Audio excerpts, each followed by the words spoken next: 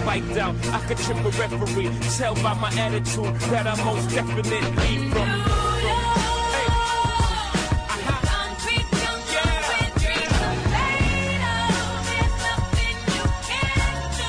Hello, everybody, and welcome to another week of This Week in Startups.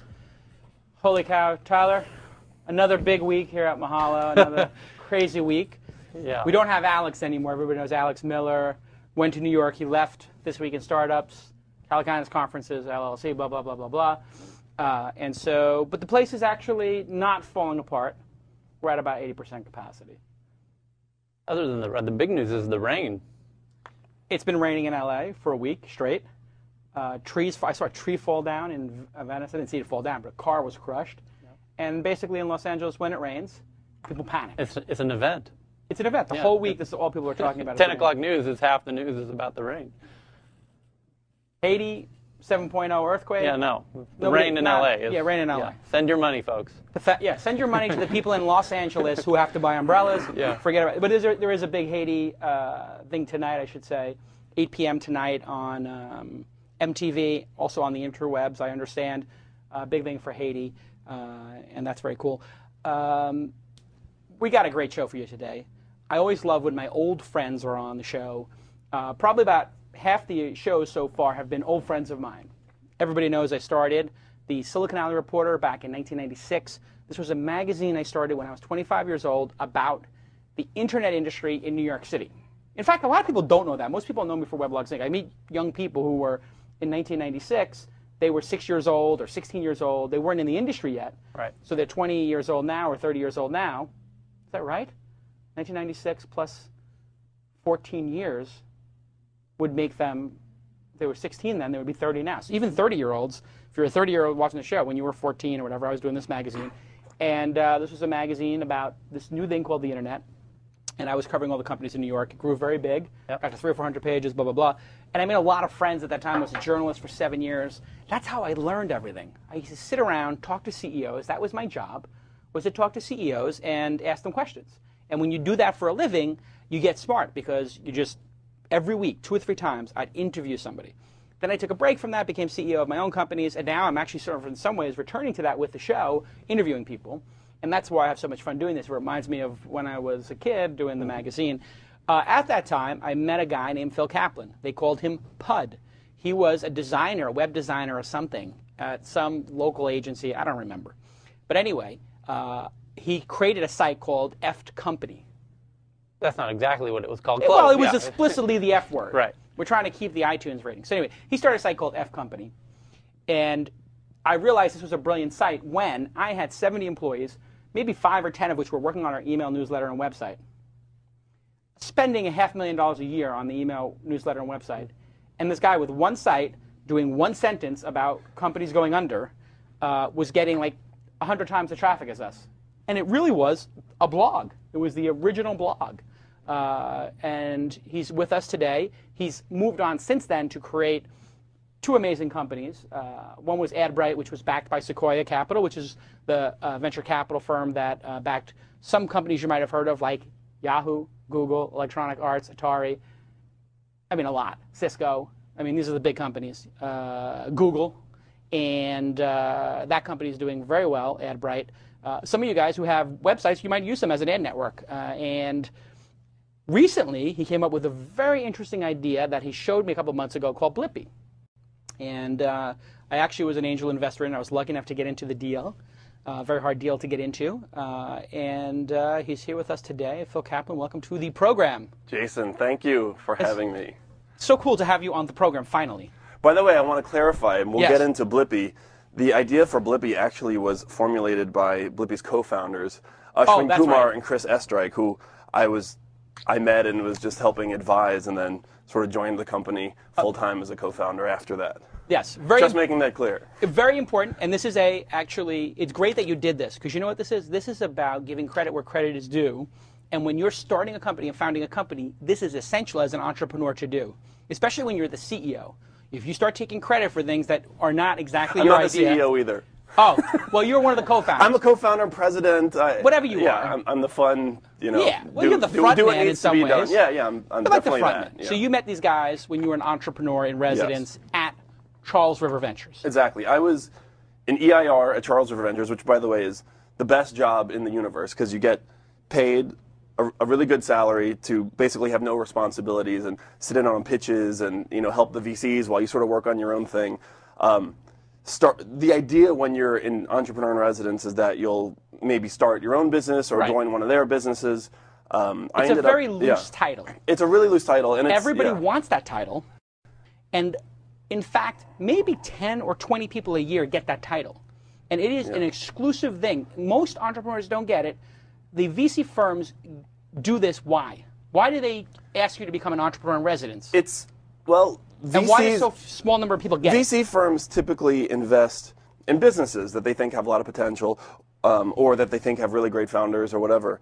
The way that I see it, in a venture capital firm will hire an EIR. It's sort of their way in investing just in a person, saying, okay, you don't have a business yet, but maybe you will have a business or you'll do something interesting. And if you do, we'd like to be a part of it. Right.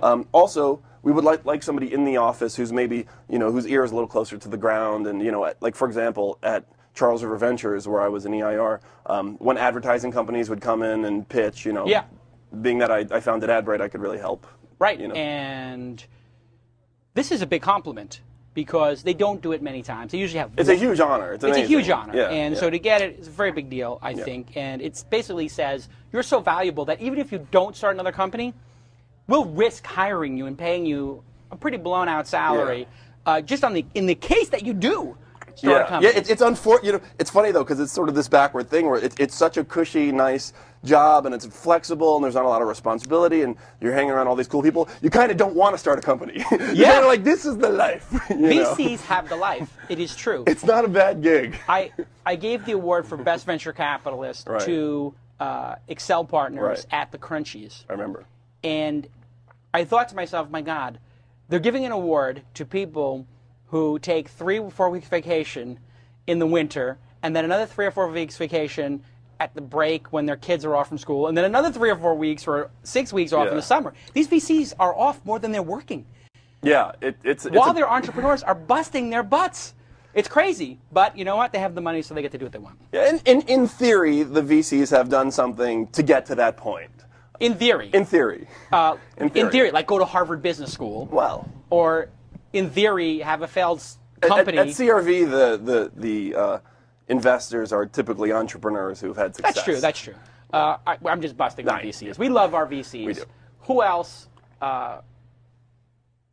do we give 30% of our companies to call us constantly and ask us what our strategy is for when Google comes into our market? I mean, what is the strategy? When people ask you that as an entrepreneur, what is your strategy when Google comes into your market? I mean, is that the most annoying thing ever? Yeah, it's definitely the most frequently asked question. Yeah. Not necessarily by VCs, but by everybody. Sure. And journalists. Of course, the canned response, big companies move slowly, and we're going to do what they do, and blah, blah, blah. At one point when Google came in, there was already like Alta Vista. And, right. Right. I've had that answer many times, as have you. So annoying. So annoying. VCs, do me a favor. If you are working with an entrepreneur, the 3 most annoying things you can do. Number 1 is ask about China, and number 2 is to ask about Google, and number 3 is ask for the deck and the documents from the board meeting 2 weeks beforehand. We write that stuff up the day before. We're very busy running the business. Don't ask for the deck a month in advance. Everything's going to change by that time, right? Yeah. Typically, like mine, at AdBright, Sequoia would ask for the deck about 24 hours in advance. So they were pretty good about it. Yeah, that said, I don't think I ever gave them the deck 24 hours in advance. It was usually that morning because I'd been up all night putting the deck together. Also, you give them the deck, then they can spend all night thinking about questions. You give them the deck on the spot, they got to think on their feet. I know a guy who,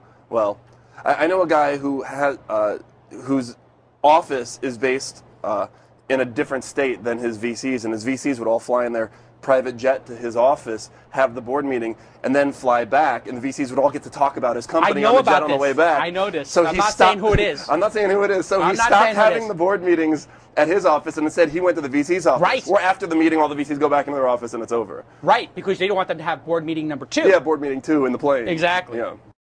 Oh, Crazy VCs. Anyway, you know what else has been pretty crazy? What's that? Bing's ability to iterate. Bing, Bing, Bing. Bing has been a sponsor of the show now for a couple of weeks. We're so happy with Bing. And the map product is probably, it's one of the top 3 things they've done to date, I think. They have, I see people tweeting, I knew that they're doing good stuff when just one of my regular friends from Brooklyn who's coming out here says, I looked on the Faircaster thing on Bing and it said I should wait to buy tickets. And I'm like, my God, this person just said Bing to me. You know, when your relatives start saying Bing to you, that means they're getting some penetration in the market. And the reason is because they're making kick-ass products. And go check out Maps, because the map product is very good. You know what else they did new this week was the recipe thing? They did a recipe data. Yeah, you type structured data. You put in flank steak and it's got all the recipes and how much fat and calories are in it. Really? Yeah, check it out. You want to do the commercials now? No, I'm just saying. These guys are not paying for Tyler to do the commercials. But it's that impressive that I'm giving my... I know, but I have to go through the map bullet points, and now you're just taking all the airtime yeah, but to go over the I recipe. thought you could read up on a few bullet points while I pontificate on how cool the recipes are. Anyway, you're right. The recipe thing is amazing. But the map thing... now you got me thinking about the recipe thing. That's what are you saying? It says how much fat is in the recipe. I need that because I'm on the zone diet. I know. It tells you how many calories, how much fat. But that's kind of more interesting than the map thing. Hold on a second. What is that? Recipe dot Bing? Type I'm gonna in guess. flank steak on Bing. Just Bing.com. Just Bing it, yeah. Just Bing it, and what do? I say like Flank steak. Flank steak. Is that a recipe? Recipes. I'll say flank steak. That's an ingredient. No, you just type in flank steak without No, the actually, recipe. this is pretty cool. Actually, forget about the maps. The maps are great, and they've been advancing them, and they're much faster and like an But here, this is interesting. Pull up my screen, please. Flank steak recipes. You're right, and look at this. You can click on that. Click on the recipes. And yeah, see what they're doing is this is what the power set. Hold on. Calories, fat, low, high. Soy, scallion. Okay, I like that. You know what they're doing? This is the structured data from PowerSet, which was at TechCrunch 50, Yep. or TechCrunch 40, was yeah. bought for $100 million by these guys. And they're actually, this is an acquisition that's working for Bing and for Microsoft. So when everybody says, like, hey, you know, you get bought by a big company and it doesn't work, this is actually an example of it working. I give them a lot of credit. They're very hungry, and they're doing a great job. And we love them for sponsoring the show, most of all. You guys get free content. We put a lot of time and effort into the show, and the reason we are able to do that, the reason we're able to buy all these cameras and lights, fly Phil down here on a private jet first class, and my driver picked him up. Middle seat and coach. Middle seat and coach, yeah. And Phil's not a small guy. Is that they're doing great stuff, and they're supporting the show. And another thing they're doing is a contest. So everybody who is on the Shark Tank over the next couple of weeks is going to be entered into a contest. If you win, and I guess Tyler and I will pick, and Lana will pick the winner, who we think gave the best pitch over the next couple of weeks, is going to, on February 26th, be awarded a half day of consulting by a Seattle-based ad agency, Creature's the name of the PR firm. So you basically get a half day of PR and marketing from like one of these uber expensive PR firms that you can't afford as a startup. And that's a pretty cool thing, and Bing is going to sponsor that. So good luck to all of our Shark Tank contestants. If you want to be on Shark Tank, contact at This Week in Startups. Let's also take a moment to thank DNA Mail. DNA Mail, everybody loves DNA Mail. They provide hosted Microsoft Exchange and Google App email. And it's really economical, and you get uptime, and you don't need to screw around with IT. WebSpy lets you monitor all the server activity, from employees to internet access to mail servers to web hosts, analyze traffic levels, patterns, errors, and more. It's a total log analysis solution, and you're going to want to go check out WebSpy. And, of course, PowerVPS. They provide fully managed virtual private hosting as low as $59 a month. And if you use the TWiST, TWiST, code, you get 25% off. And I saw some people were actually using that on Twitter. And I'm going to add to that a little something. I always like to add a little something to the mix. I got these guys at Jawbone. They're not a sponsor. But you may have seen earlier this week, I tweeted about the Jawbone. Because I've had these before. And, you know, I generally don't like the Bluetooth headsets. Because historically, they fall out of your ear.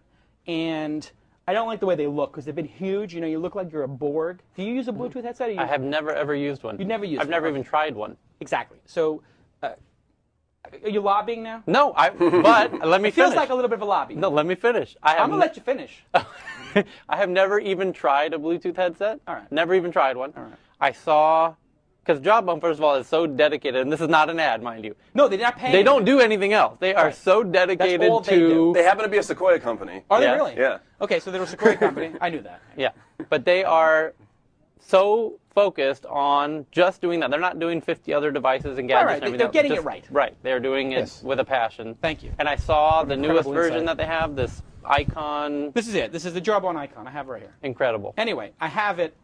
They sent me a bunch, and I never get these to work, but with this one, it actually works. And I've been using it, and I can actually hear, and it's crystal clear. And then I use my wired ones for my iPhone. It didn't work as good, and they don't fall out now, and it's tiny, so you don't look like a, what do they call that? A blue tool when you got the big one over here. A blue douche? A blue D-bag? Yeah, no, you don't look like that. Anyway, they sent me a bunch of these. So what I'll do right now is, whoever thanks the sponsors on Twitter, I'll tell you what, first I'm going to give one to Tyler. Here you go, Tyler, catch. Tyler gets Thank one. you. There you go. And here, they sent me a bunch of these. I gave away a bunch of them. I'm going to give away 2 more right now. Whoever thanks the sponsors, at Bing, at DNA Mail, at WebSpy, at PowerVPS, you just say thank you, thank you, thank you, thank you, at PowerVPS, at WebSpy, at DNA Mail, at Bing. You say thank you to those 4 people, and maybe say thank you to Ustream because they sponsor the program as well. Say thank you to those folks. We'll pick 2 people during the show. We'll announce it during the use who won a Jawbone, since they're giving me all these Jawbones. It's nice of them.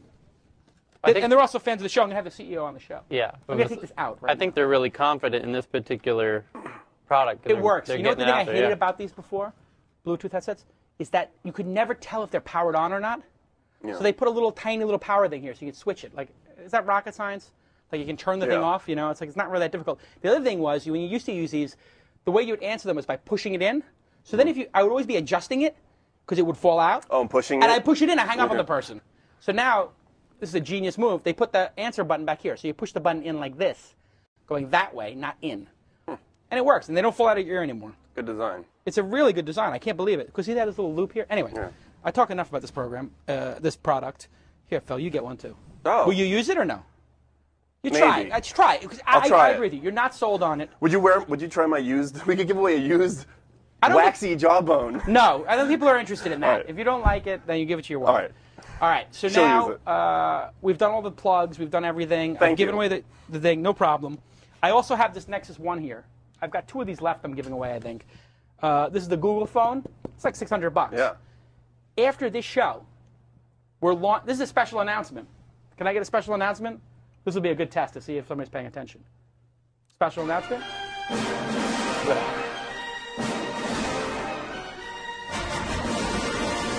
My God, we got so much to do on this episode, and I've got so many announcements. Anyway, special announcement is after the show, we are starting a second show.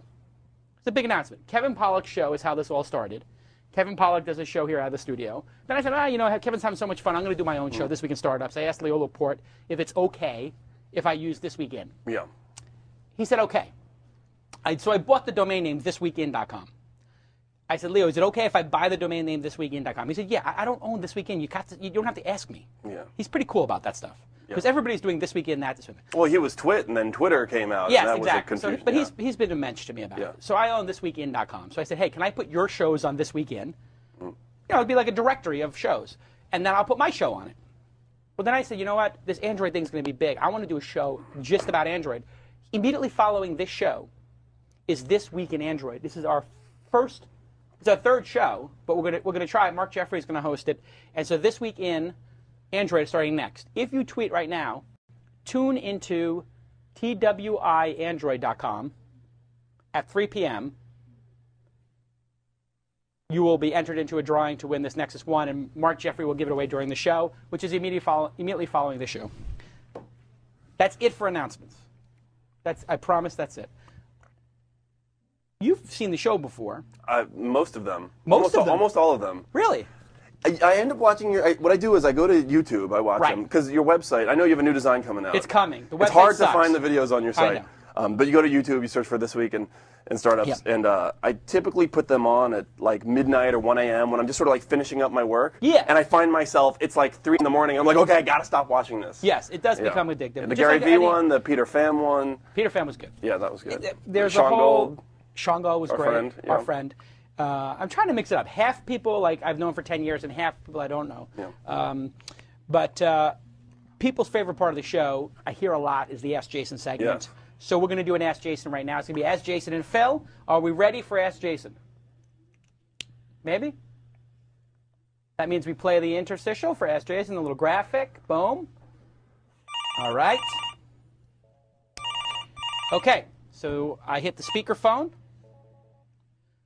Okay, and now you have to turn off your speaker, caller. Jim, are you there? Jim. Wayne. Ah, Wayne. Oh, yes. Jason. Wayne. Wayne is calling from the 720. Where Yes, are you calling from? Highlands Ranch, Colorado. You're in Colorado? Yes. Boulder, Colorado? Which part of Colorado? Denver. Denver. Okay, well, I'm going to be there in 2 weeks for Open Angel Forum, and I'm speaking at the Tech Meetup, I think. They're negotiating the details of my announcement there. But you are calling into Ask Jason, and you have Phil Kaplan here, an amazing entrepreneur. What is your question for us? Yeah, I mean, I'm an entrepreneur myself, been involved in a number of startups over the last decade and a half, and one of the things I've seen, Jason, of some of the recent startups that I've been taking a look at, because I'm involved in a new startup, that I remember when the days that we were getting angel funding in VC, they hammered us on the revenue model. What's your revenue model? What's your road to profitability? And in some of the startups I've seen today, it's real difficult for me to get my arms around as to exactly what is the revenue model. So that led me to my question to ask you, is it from an angel investor, is it more, I guess, important for you to have a company that's in a hot sector that has the possibility of attracting the eyeballs, let's say in a social networking environment, or having a company that's not in a sector that's really sexy but has a validated recurring revenue model and it has a tie-in to new technology, specifically mobile payments? So Okay. That's my question. So this is an incredibly rambling but good question. I'm going to summarize the question, which is, as an angel investor, when you're looking at opportunities, how much does revenue and business model play into your decision to invest in that company? Is that a good summary of it, Wayne? Yes, you articulated it well. Okay, great. What do you think, Phil? Well, typically, for me, it depends on if your business is like a social thing that's meant to be viral. In which case, I think the goal is to get as many users as possible. It's always good if a venture capitalist asks you what your revenue model is. Chances are, it's a business that's probably not like a viral social thing. And so they're like, well, we don't think that you're going to have 10 million users, but maybe you can have 10 million in revenue day one. And what I always say, typically to a venture capitalist who might ask that is, well, it's a lot harder to make something popular than it is to make money from something that's popular. Once you're already popular, it's easier to make money from that. So I might have, here's a few ideas I'll toss out of ways that we can make money, but step one is to have a crap load of users. Step two is to implement one of these revenue models. Yeah, Phil is absolutely right. If you get to what they call scale, if you're able to build a great product, which then people embrace, making money becomes easy. So if you look at the case of Facebook, people said for year after year after year, how is Facebook going to make money? They're never going to make any money. And lo and behold, they get to 300, 400 million people. That is essentially, when you have 300 million people, put that in context. The Super Bowl stadium holds under 100,000. So, and the Super Bowl is watched by, I don't know, how many people watch the Super Bowl? 50 million? Yeah. 75 million? So now you're talking about every month you've got 6 Super Bowls going on. The Super Bowl makes a lot of money. 6 Super Bowls makes a lot more money. 6 Super Bowls 12 times a year makes a ton of money. You'll figure it out. So, but pulling back a bit to look at it as an angel investor, which I've been doing more of, what I try to do is, I had a meeting yesterday with Tyler. It was a really interesting meeting. Mm-hmm. I can't say what that company is yet, but I think we're going to do that, right? Yeah. You would do it. I would. Yeah. So Tyler's helping me with these things, and you think it's the right thing to do. That one is such an underserved niche. Underserved. Way underserved. Yeah. And it's set to explode. There's a million ways to take it. So. Yeah. So essentially, what I look at is the entrepreneur great? In Phil's case, actually, I was lucky enough to be an angel investor in Blippy. So actually, I can take you through the Blippy example. I know Phil. I told Phil, whatever your next project is, please let me know, because I know Phil's done 2 or 3 great things. I assume the 3rd or 4th is going to be even better. He's just getting warmed up. He's in his prime years. So that's called betting the horse, or the jockey, whatever. Then there's the market. Well, the market of commerce and social networks, we know that's growing. And this is a unique solution. So, of course, it's a no-brainer for me to invest in it. So I don't really think about the revenue. It's much easier to just think about, will this person make a great product that will scale and be embraced by users? And I think it's part of the, like AdBright, my last company, an ad network, the pitch was, here's how we make money. We bring in a site, we bring in a salesperson, they sell $100,000 worth of ads, the advertiser makes $200,000, we get to keep half of that, whatever. That was the pitch. With Blippy, the pitch really was, here's how we get big fast. And then I think once we got big, we said, yeah, there's a few ideas we have for revenue, but the goal is to get big for this one. So it depends on the product. And so how do you, I'm going to ask a follow-up question on behalf of Wayne. How do you pick your angel investors? How do you pick your investors? Well, for us, we're very fortunate in that there was a lot of demand. And I think I've lost some friends because they weren't able to get into the deal. I think so. And we're very lucky. That in no way ensures success, but it definitely gave us a great launch. When we picked angel investors, we really looked at people who, first of all, had to really like the product. So sure, we know a lot of, well-known people and people who we think can help and all this stuff, but I'll give you a good example. So Charles River Ventures and Sequoia Capital are both investors in Blippy. We knew that if we told people, hey, do you want to get in a company that's CRV and Sequoia, a lot of people say yes, because they'll just want to follow. People in line. So when we talked to angels, including you, we didn't tell anybody that. Right. We just said, we're doing a new thing. Do you want in? We already had Sequoia in. We already had CRV in. I didn't know that. We just wanted people who went, oh, I think your product's really cool, and I'm using it, and I think it's really interesting. Yeah. So from that list, then we picked people who we thought could really help us, and people who we thought could, A, help advise the company, but B, would also be influential in getting other people to use the product. Right. Okay. Fair enough.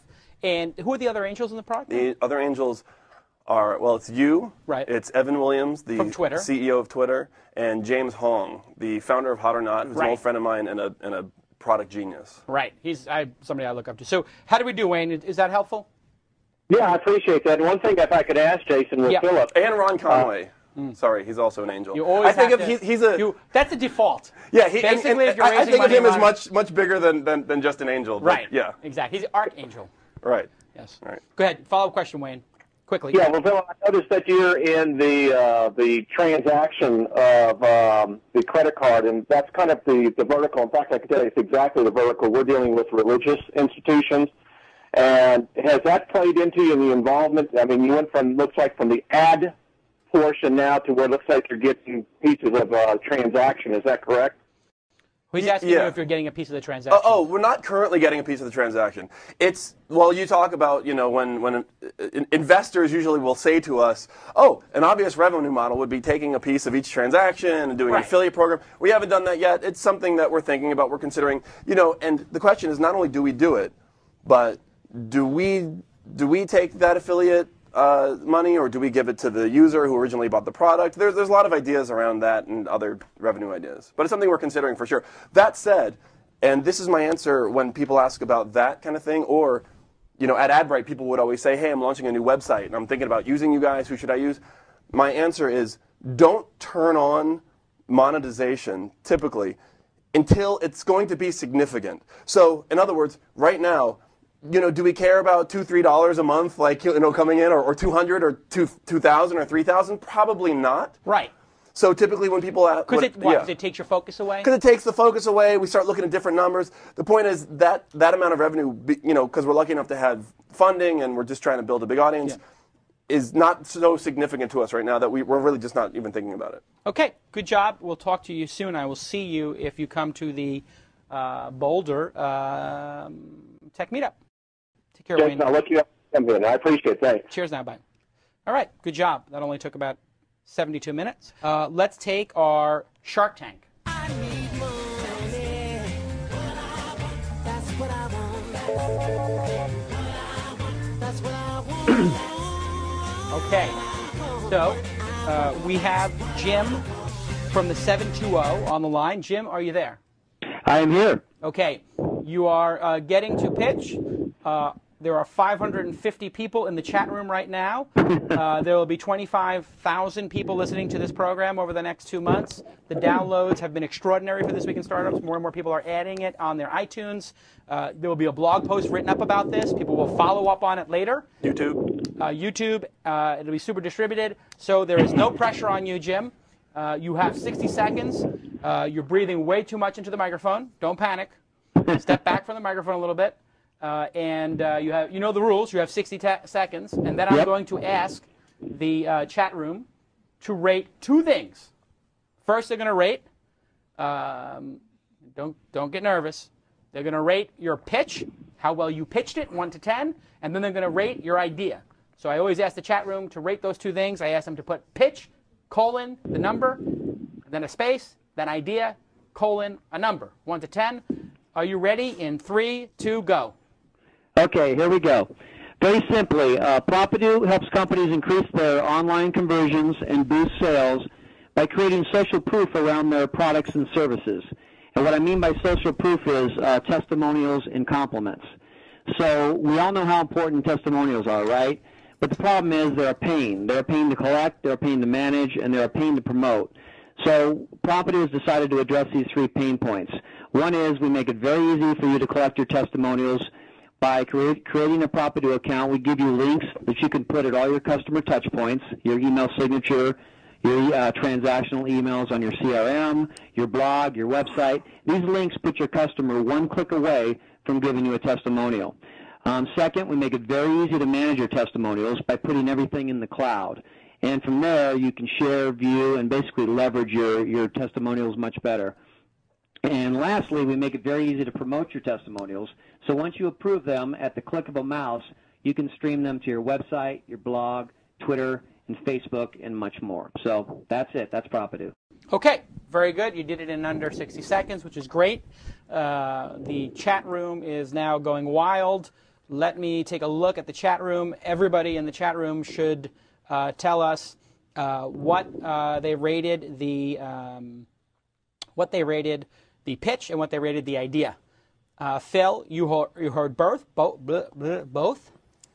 What did you think, Phil? Do you understand what the idea is? Yeah, I think the pitch and the idea are really good. A lot better than I expected. Yeah. Right. But we get a lot of people who, just so you know, for background, there's like 20, 30 people a week who want to be on the Shark Tank, so we pick a good one. No, we're not going to disrespect you with the bad one. And personally, I'm a big fan of. I've actually been looking at a lot of businesses in the testimonial area. I think there's a huge amount of opportunity there for sure. So, rate the pitch, rate the idea. I think. I mean, it's hard to do. No. The pitch out of 10. Yeah. I would say the pitch was an 8 or 9. Okay. Wow. And I think the idea, I would say, from what you've told me, I think the idea is probably a 7, and I think it can go up to an 8, 9, or 10 if I knew more about distribution and how you plan on, getting this to be big fast. Okay. So just to give you guys some feedback, people in the chat room are giving it a 7 or 8 in general, and they're debating right now, is this a feature of a larger marketer's tool set, or is it an individual business? I was intrigued when I heard about this. I am a little bit annoyed by people asking for testimonials. I get that a lot through LinkedIn. That being said, I have gone in LinkedIn and written testimonials for past employees without them asking. But I think that's the point of his pitch. It's annoying. It's hard. If it were just right there and it was a box and it was on email and it was... Let me ask a follow-up question here. How exactly does this work? I ask people for them and then you put them on your site. How exactly does it work? So basically, it's a distributed application. It's really a platform. You don't even have to go to propidu.com to give somebody a testimonial. So you put these links on either your email signature, a case study with a beta customer. We did. He sent it out on his billing cycle in his email, and he said, we're using a new tool that's helping us generate some positive comments. If you've had a good experience, please share it with us. Click the link below. And he got back a tremendous response, 40, 50. And by the way, we call these testimonials props. If you haven't figured that out yet. Yes. He got back 40 or 50 glowing reviews. He loved it. And not only that, but his Propidu profile is showing up on page 2 of Google within 48 hours. So you got a link in Google that's got nothing but great things your customers are saying about you, and then when they go to your Property profile, of course, there's a link to his website. So he's thrilled. And we also have one extra feature. We have a lead generation tool. So the best time to ask your customers for referrals is when they're giving you a compliment. So when you get done giving somebody a testimonial and hit submit, the system thanks you for your testimonial and then says, when you think about this great experience, who else comes to mind that might benefit from that same experience? And it could generate leads for your company as well. I think the biggest hurdle for leaving reviews on places like Yelp and LinkedIn and so on is that you have to have an account and you have to find the right page, and it's like 5 clicks deep. I imagine with your site, it's just one click. I don't have to log in. I don't have to do anything. It's just right there. Well, no, it is one click, and when you get the testimonial and you hit submit, it's going to want your name and email. So we don't want anonymous testimonials. And one thing that differentiates us with the other testimonial companies out there is that we socialize your testimonials. So when you're reading somebody's testimonials on their website and it's a Propidu testimonial, there's a profile attached to it. Now, some may be filled out more than others, but you can click on that testimonial and see who that person is. And instead of saying Jim M. from Denver, you can click on Jim Mueller and see who he is, who's propped him, and it socializes your testimonials. Okay. So I'm looking at the site right now. I pulled up Propidu /VYL Media, and it's like a little mini profile, and it's got the things. I think the website design, I give the website design like a 6 right now. I think that's somewhere where you could improve. But you've got a working product, so that's great, and good luck with it. I think it is interesting. Of course, the big issue is going to be, people putting in reviews that are fake. The same issue Yelp has and reputation system, but you'll figure that out. I think, as the people in the chat room were saying, this is a feature set of a larger marketer's toolbox. So good luck building it out, and I think you did a good job on Shark Tank. Thank you. And by the way, you've got a profile there. I've been curating your props for the last couple months, propidu.com/twist. I know, because you keep hitting me on Twitter, and I know the brand. But while you started pitching, and I was like, "Oh my God, this guy has emailed me and tweeted me like 1,000 times." You're relentless. You're somewhere between relentless entrepreneur and absolutely annoying, which is exactly where you need to be as an entrepreneur. I think that describes you. Exactly. I give you props for that. If you're not annoying some people, you're probably not doing a good job as an entrepreneur. Yeah. But I do. And lastly, before you go, I want to offer all the TWiST listeners a free full version account, because we do have a free version, but a full version featured account to all your TWiST fans. If you're following Jason and following Propidu, just do pound Propidu in Twitter and ask for a free account. We'll give you one. All right, there you go. Very nice. Well done, and we'll talk to you soon, Jim. Thank you, Jason. Cheers now. Bye. Thanks. Okay, he did a good job. Yeah, he did a great job. He did a great job. Solid product. And he's probably got some good places to go. Sounds like with you might be able to have some, there's competition for how many followers can I have, maybe how many props do I have. Yeah, you can have a leaderboard of props. That'd be kind of cool, yeah. I mean, I think I would make this so you were forced to use your Facebook login in order to give the prop, because people are not going to go through the trouble of making fake Facebook accounts. Yeah, that's a good point. Twitter, it's easy to make fake accounts. That's a good idea. So that would be my suggestion. Okay, we have a second Shark Tank. We don't normally do more than one, but we're going to do 2 because you're here and you're an expert on these businesses. All right, second Shark Tank. Your name is Pete. You're calling from 339.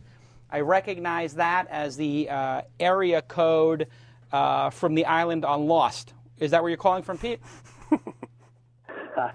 Not quite. Okay, where are you calling from? Syracuse, New York. Syracuse? New York. How many feet of snow are in Syracuse right now? Far too many. 3, 4. Are you a student, or why on earth are you in Syracuse? Yes. Well, I was a student, but right now, me and my team are on a leave of absence. I would be a senior, but we're working from the Syracuse Technology Garden now. Oh, excellent. So you've quit school. Your parents must be very proud. Now you're on Shark Tank. You've got the incredible entrepreneur Phil Kaplan here. He doesn't like to waste time. You know the rules.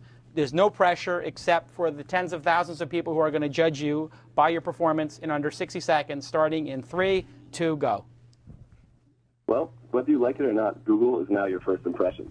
Whether you're a job applicant, an author, a real estate agent, or a business owner, people shape their opinions of you based on what they find online. So if content about you online is inaccurate, negative, or just doesn't exist, your reputation suffers. For most people, their Google results don't represent who they are or what they do, and they don't know what to do about it.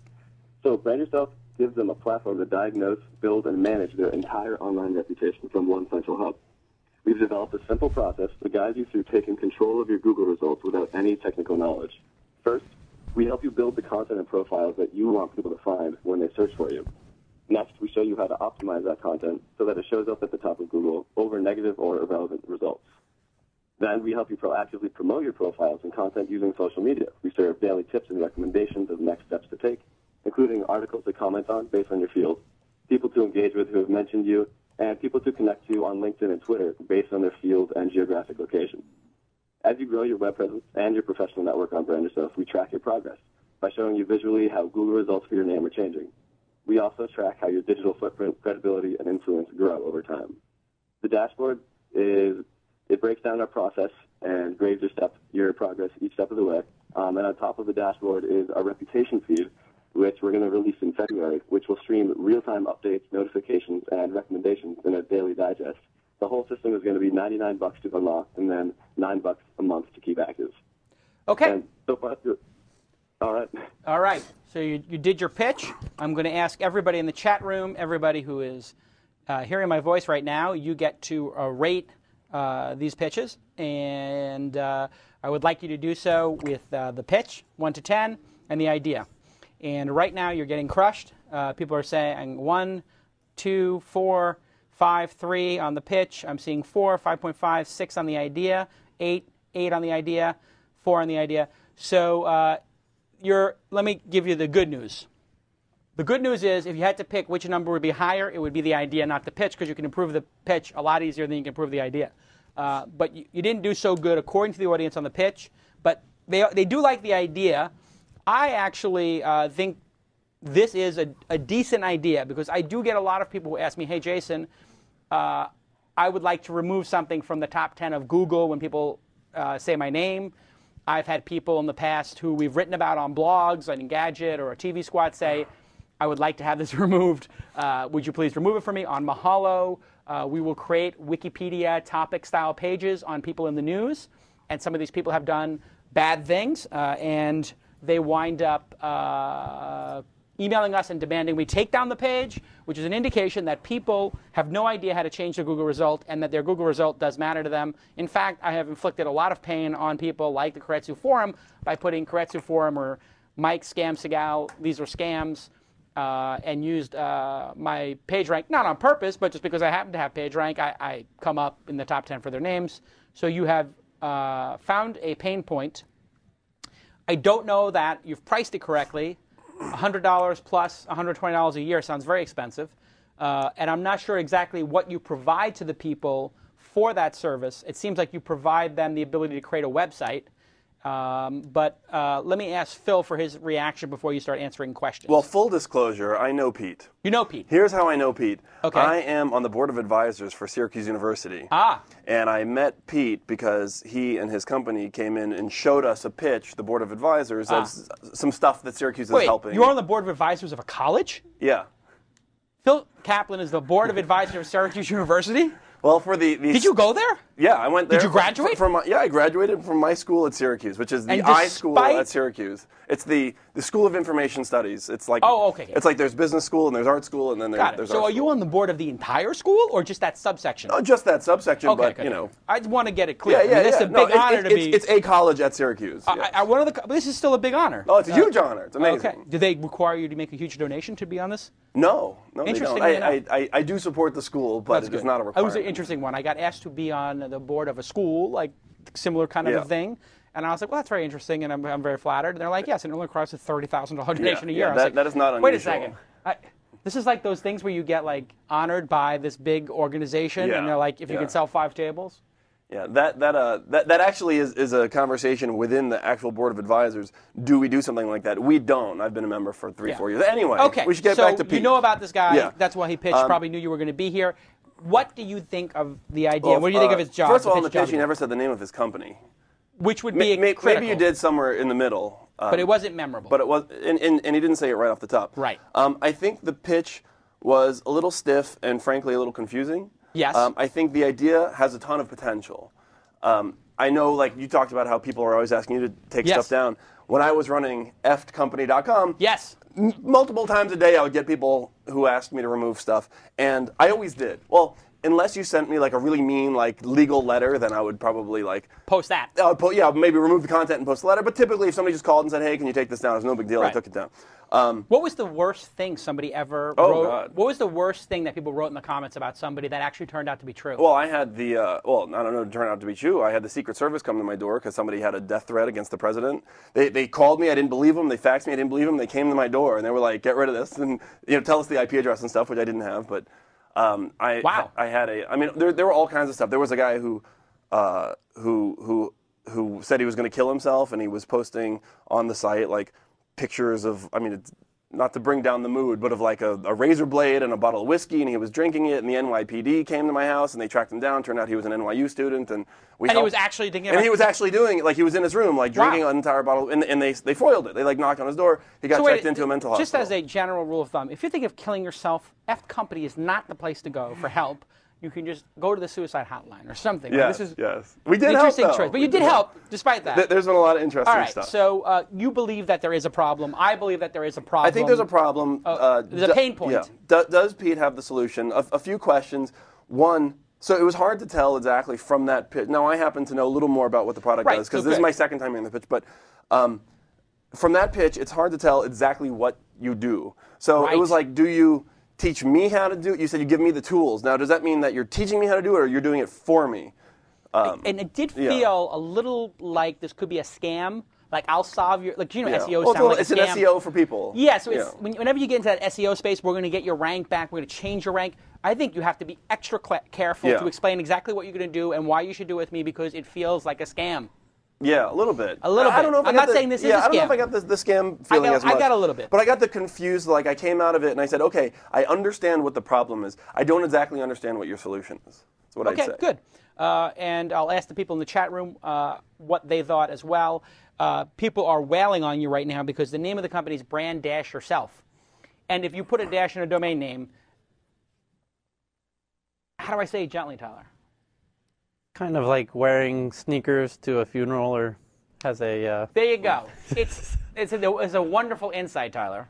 Insight from Tyler. You don't wear sneakers to a funeral. And if I don't get that. You don't need to get it. It's an insight. It's way over your head. Okay? Listen, Tyler's insights are above your pay grade, Phil Kaplan. No offense. That's or probably mine. true. If you wear sneakers to a funeral, people are going to look at you oddly. Oh, yeah, no. And they're going to think, I'll translate. Yeah, no, I know get it, it's difficult for people. It's hard.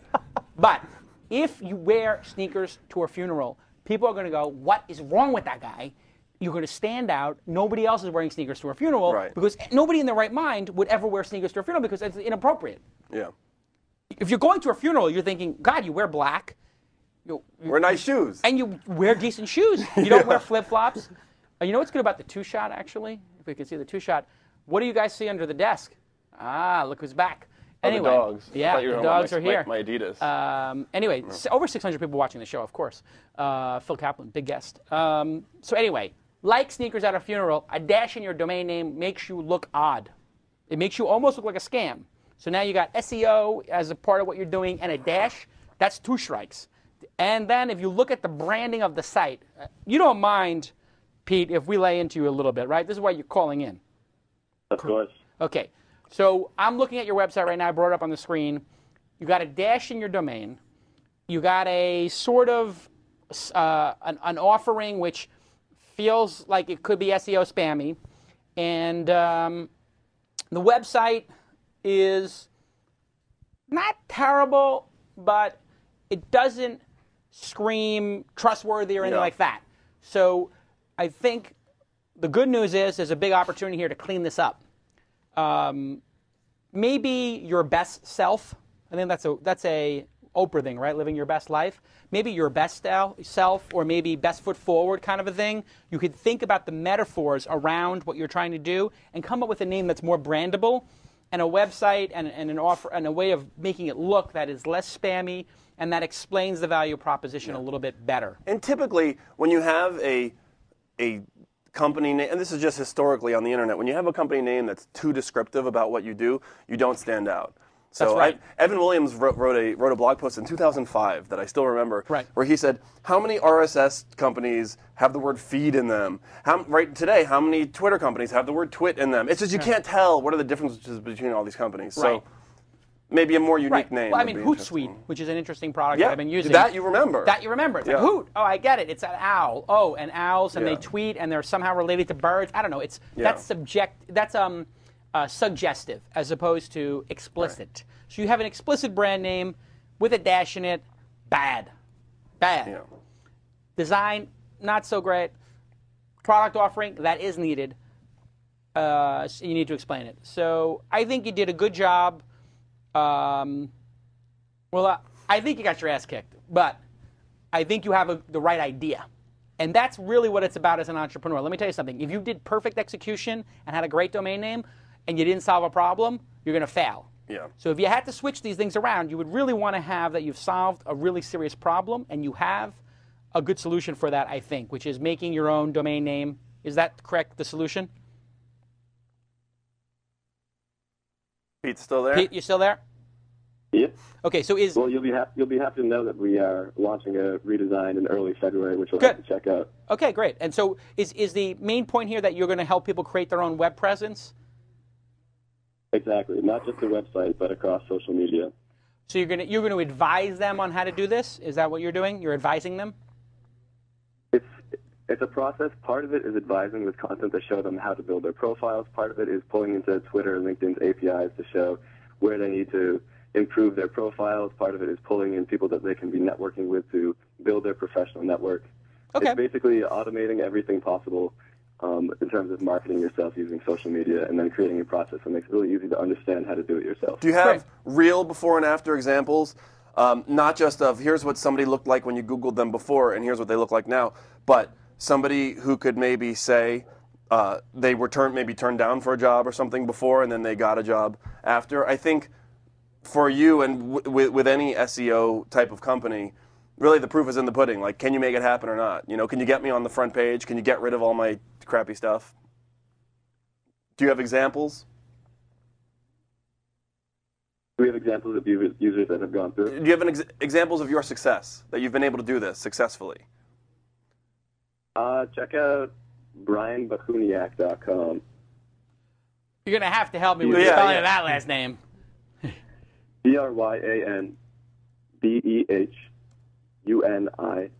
BRYANBEHUNIAK.com. brianbahuniak.com. And if you Google him, and he's got a pretty unique name, so I would imagine there's not many other people with that name. Does this page show up soon? Is that kind of the idea on the first page? Well, here I got Brian Bahuniak. He's a marketing executive, and he's got his career synopsis, his accomplishments, his resume. So this is a nice little, kind of page. And I just did a search for him, and I see that his public profile on Plaxo, his LinkedIn, names, I don't know what that is. I've never seen that. Facebook, brand yourself, comes up, white pages, and my life. So is the idea here you helped him with Plaxo, LinkedIn, and the other sites? You can see he's towards the bottom of the page now. He's begun his efforts, and we've got his bring us up to the first page. Good. The real challenge would be if you could clean up my profile online. Yeah, That'd be that's awesome. impossible. That would make your servers overheat, I think. Yeah. Who would be the most difficult person to fix their profile? If Like you could Tiger Woods or yeah, something like how about that? Tiger Woods? If you type in Tiger Woods, can Tiger Who Woods? knows? I wonder if you type in Tiger Woods top 10. Wow. Let's see. Wikipedia, official site, TMZ. Yeah, no. Oh, TMZ. There you go. Yeah, I don't think you're getting that TMZ out of there. And let's see. Yeah, you get the Vanity That's an Fair. interesting pitch, actually. Take a celebrity who's had some problems, see if you can get your page on the front page, and then you got Yeah. a real thing. Hey, Yeah. we're on the front page of Tiger Woods. I mean, hard to do, but, somebody like that. Yeah. Elliot Spitzer. All right, good enough. Yeah. And thank you for pitching, and we'll talk to you soon, Pete. Thanks, Jason. Okay. See you, Pete. All right. So he's a student. He's got a great idea, or a good idea, I should say. It's not going to be his last idea. That's the good news. He's a good guy. He's super he's a good driven, guy. and his Yeah. team is really driven. Well, you can see Which you there- couldn't get just from the call, but No, I've seen them pitch. I got Yeah. the drive. Obviously, he was listening to This Week in Startups. There's some drive there. I think both the people, Propadu and Brand Yourself, both did a good job. Yeah, I think so too. I think people are getting better at it overall, and I give them credit. And what's going to be really interesting is now we've got super fan Scott Simcoe actually is blogging. We hired one of the super fans, so he's blogging for This Week in Startups. You may have seen on this website that there's more blog posts. We're going to try to do maybe 5 blog posts a week. I saw. And one of the things we're trying to do is do a blog post about each of the people who do Ask Jason or Shark Tank, and we're going to do follow-ups, 90-day follow-up, 120-day follow-up, et cetera. So nobody's getting off the hook. You know, if Propadu doesn't change, he's done a big profile of GeekStack, which was one of the early callers on Ask Jason, and you know, nobody's getting off the hook. Don't do Shark Tank if you don't want us to follow up. It's going to be follow-up, and there'll be ramifications if you do not perform, period. Good start to the show. Why did you become an entrepreneur? I became an entrepreneur because I hated waking up early. I hated having an alarm clock. And my original goal, I was making $45,000 a year as a project manager at a company called Think New Ideas, Adam Curry and Ron Bloom. Right. And this was in, I guess, 99 or 2000. I was like 21, 22 years old. And I said, if I can quit this job, make the same. I wasn't looking for money. I wasn't looking to change the world at that time. I just said, if I could make the same amount of money but wake up when I, can't hold in my pee any longer, I will be a success. Really? Yeah. Now, there is an interesting benchmarking goal in life. That was all it was. I would like to wake up when I have whenever to I take feel like it. a leak. Right. Basically. Yeah. And what time you like to sleep until 10 Well, o'clock? I'm a late night guy, so I might typically go to sleep at 4 a.m., 5 a.m., and I might want to sleep till 10, right, or 11 even. And sometimes. so you, when you had your first jobs, I'm guessing here, got your chops busted by bosses because you rolled in at 10:30. It wasn't that I got my chops busted. It's that I was always kind of nervous, and it felt less comfortable, and it didn't feel that comfortable to me, and I felt like I would get more work done if I had a little more freedom, and I really just wanted to, I didn't want to hit that snooze button in the morning. I just wanted to not even set an alarm. So it's basically sleep. Yeah, that was what got me into it. Right. And so you have the idea for F Company when and how? So that was the first business. No, well, actually, the first business was a company called. When I was working at Think New Ideas it was a web shop essentially. Sure.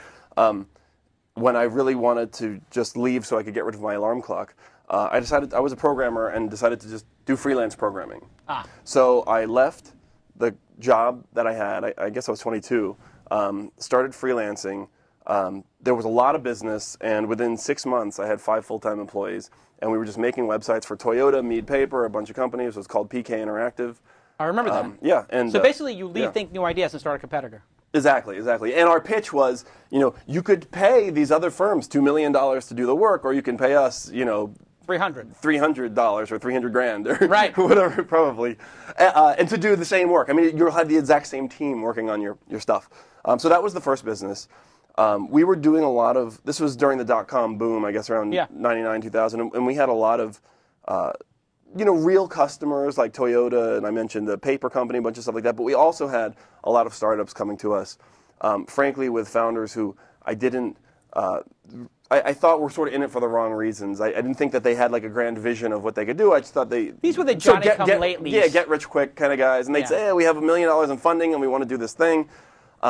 Frankly, these were the guys in 99, 2000 who screwed it up. Yeah. So we would do work for those guys, but of course we would have them pay us up front. But then after seeing client after client like that, I started to say, and a lot of people around me started to say, this can't last. This is crazy. It's unsustainable. Yeah. So in April of, I guess 2000-ish, right around the peak of the NASDAQ or whatever, during right before it crumbled, I launched this site called ftcompany.com, and it was now what you would call a blog. But back then, the idea that you'd have one guy writing a news site was unusual. And I really just did it as a joke because, the idea of F Company was it was a blog of it was a listing of all the companies that were having problems, all the dot-coms that were going out of business. But more importantly, it was a game, and it was I called it the dot-com Deadpool. And you could essentially bet on which companies you thought would go out of business, and then there was a leaderboard, and there were points, and it became like an office game sort of thing. It grew really fast. I just put it out there as a joke. I put a lot of stuff out there. Within within a year, it had about 4 million uniques a month. Which is incredible. Which was incredible. Especially at that time. At that time, yeah. It probably puts you in the top 200 sites. For sure, yeah. The Alexa rank was like 200 or 300 or something like that. Pretty incredible. Yeah, so that was the beginning of FC. And you charge people $100 a month or $75 a month to be a member. It was to see the raw feed of emails coming into you. Right. So the idea was a brilliant idea. You could do a search, and you might search for your own company. Let's say you did a search for Mahalo. Not that anything would show up. No. But you would do a search for Mahalo. You did a search for Razorfish. Yeah, Razorfish, right. And thousands of employees. It's a friend of ours. A friend of ours, good friend of ours. Thousands of employees and a being mentor laid of off. mine. But yes, so it would say, okay, you do a search for Razorfish. It would say, okay, Pud, as my nom de web, especially back then, wrote 2 things about Razorfish. But in the database, there's 200 or 300 things that people have sent in that I never made public. So all the people would give me scoops and stuff, and I essentially made that. I opened that up so people could subscribe. I made it the story is that I made it $75 a month because I wanted to price it a little higher than what like an ordinary person would charge. The idea being that this is for businesses. I'm not trying to make money off of the people who are being laid off and so. This is for your boss. This is for companies who can afford it. Now that it's many years later, the actual reason I made it $75 a month was right when I turned that on. I was trying to figure out pricing. At the same time, I had this stack of bills on my desk, and I opened up my cable bill, my Time Warner cable bill. I was in New York, and it was $75. So you said I could pay my cable bill. I said if I have one subscriber, one dumbass, it's like free cable, and free cable sounds pretty amazing. Free cable's pretty amazing. Yes. So opened it up quickly. Free premium cable. Actually, that's not basic cable. We're talking HBO. Yeah. I don't think it included internet at that time, but it definitely had HBO and Showtime. Yeah, it's premium cable. And so. So how many people subscribed the first month? At the first month, about 1,200 people, which I think was 90 grand a month. So you're making. So now you're like, when that starts happening, what comes to your mind? Well, I'm still doing PK Interactive at the same time. And you're making $1 million from doing nothing. Well, PK Interactive is creating websites for people. Yeah. FC is just sort of like $1 million a year for nothing. Yeah, that was really fun. That was really cool. I didn't know. Sort of an epiphany. My bookkeeper would come in every month, and she'd be like, "What is this thing? Like, I don't know what's going on." I didn't know what was going on. It was very exciting. Very inspirational story because it's serendipity. You started the site as a goof. Yeah, and it makes $1 million immediately. Yeah. Then you write a book. Yep. And you're on the cover of magazines, and you come to symbolize, in some ways, like a Robin Hood, a crusader against the evil .com people, which it wasn't exactly what you intended, was it? I think that the voice of the site, because I was a programmer, the voice of the site was like, here's some dude who's just like so you're always hearing from the look at this show. Like, you're always hearing from the CEOs and the entrepreneurs and all these people. Here was a programmer who suddenly could have a voice because of the internet. And so I think the site really reflected that I was just like a guy, and I was sort of standing up for the people, which I was. And the goal of everything on that site was really, to stand up for, like, hey, this company said there was nothing wrong, and they just laid off 500 people, and to give them a voice. And most of the stories were about companies like laying off their employees or screwing their employees or that sort of thing. So then you move on to do AdBright. Yeah. And you raise money from Sequoia. Yeah. And so this, in my mind, I remember when you did it, I was so impressed, and I said, you are going from doing F company, sort of being like, I wouldn't say the class clown, but certainly the court jester. Your dog is eating my mic cable or stepping on it or something. Yeah, hey guys, don't eat the cables. And you go from the court jester to being anointed by Sequoia, and they back AdBright. How did that happen? Well, so AdBright started as, I think all my businesses started as side projects for a previous business. Correct. Yeah, PK Interactive was a side business for where I was working. FC was a side project of PK Interactive. AdBright was a side project of FC. So on F Company, the quick version of how AdBright came to be was people would email me all the time saying, "Hey, how do I buy an ad on your site?" Yeah. And there was just no automated way to deal with it at the time. There was no Google AdSense. There was nothing else really going on. So I built a simple automated system. Myself and Guidon Wise and Menachem Dickman, our founders, built a simple system where people could just click a button, say I want to buy an ad, and then upload their ad and put in their credit card number, and there we'd have, we could do the ad would automatically appear on FC, and their credit card would be charged, and they'd give them all the stats. So you made on an it. automated ad Right, so it was an system. automated ad server for FC. It was working really well. A lot of people started saying, hey, how do we get this on our site? Right. So we opened it up and let anybody sign up. Within a very short amount of time, there were, I think when I started talking to Sequoia, there were probably 1,000 sites using AdBright. And when, is this like 2003? 2004? This was 2002. No, 2002, 2003. Right. Yeah. So then I started in 2003, 2004. 2002, 2003. In 2004 is when we had like a lot of users. That's when we started talking to Sequoia. A friend of mine said, hey, you should talk to Sequoia. I pitched them like a little while ago. Unsuccessfully, but I think your idea is better. You should talk to them. Interesting thing about the Sequoia pitch. So you're saying like how I was doing the sort of funny F company thing and then like anointed by Sequoia. I remember going into Sequoia and they were great guys, and I think they're more interested in like, does the business look interesting? And I thought the business looked good, and I thought they really liked me. At one point, I just remember saying, they were like, why are you like, what do you need the money for? And by the way, my pitch to them, and this is for any entrepreneur who's listening, my pitch was, especially if you have like a profitable business already, I was like, we don't need the money. We're already profitable. It's probably at a run rate of $1 million a year. And like, if you think that this is potentially a big business that you could help me make it really big, tell me. Otherwise, like, I'm perfectly happy with this company that I already have. Right. So it's kind of like you convinced me. So they were really into it. So you flipped it on them. A little bit. A little topsy-turvy. And so I remember making a joke in the pitch. There's like, however many people work there, 12, 15 partners are sitting around the table. I'm real nervous. I'm pitching. It's a big deal. Yeah, and they said, well, what are you going to use the money for, which is a common question. And I said, well, we maybe hire a few salespeople and do some business development, but, I mean, it's not like we're going to, just like blow it all on like crazy stuff like Webvan or something. And then I see like a few of the partners, suddenly like their face changes and they're very serious. And I'm, oh, right, they invested in Webvan. Heartbreaking. Webvan was famous because they raised $1 billion and went through it all. They IPO'd and everything before they even had so a you business. basically said, we're not going to do anything stupid. Like what you did. Like what you did. Right. So basically, this great opportunity, you're about to blow, but in some way built credibility because they probably thought, this guy's gangster. I also brought a copy of my book, and I think I signed it and gave it to a few of them. Oh, very cool. So that worked out. Well, they kind of like rebels over there. Yeah, I think. they do. I mean, they had the same thing with me because I had written, YouTube was a scam, and my God, this is all they're breaking all these copyright laws, and this thing should be shut down. And I think it says something about not to suck up to Sequoia, but it definitely says something.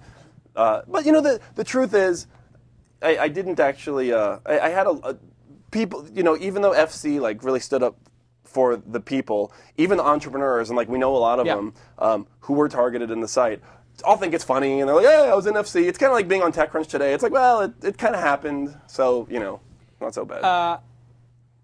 There's been rumors AdBright being bought for $200-300 million.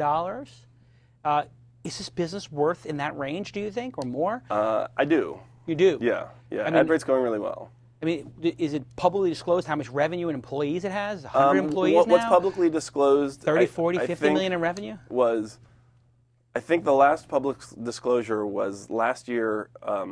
AdBright was on the Inc. 500 list of fastest growing companies in America, and it was number 34 on the list. And I think it had the revenue went from like roughly 1 million to I think 32 million. What was in the audited financials that were in the magazine? Wow!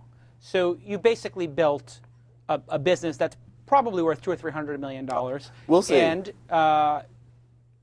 this is a pretty colossal thing. I mean, how does it feel to go from being the class clown, the kid who was just a programmer, to all of a sudden having built all this value and worked with the best venture capital firm in the world? I mean, is it in some ways a vindication for you, or?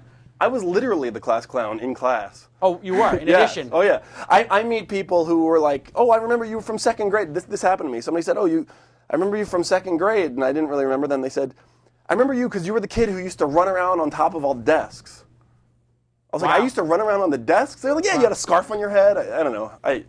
So I still kind of feel like the class clown a little bit. So it's not like I feel like the class clown who's like, built these companies. I kind of still feel, I'm just having fun. And quite successfully. So that leads us to Blippy. I thought this was a brilliant idea when I saw it. This is Facebook plus commerce. You've verified that I've bought things and now there's discussions going on around them. I mean, there's a million ways to explain the business, but how do you explain it when somebody says, when your mom says, or a cousin or something says, what is Blippy? Blippy makes it easy to automatically share the things that you're buying. So perfect. Yeah. Or I'll go one step further. If somebody still doesn't exactly understand, what I do is I usually show them one of my credit cards, which I shouldn't show like on the screen because everyone will have the number. I'll cover the number.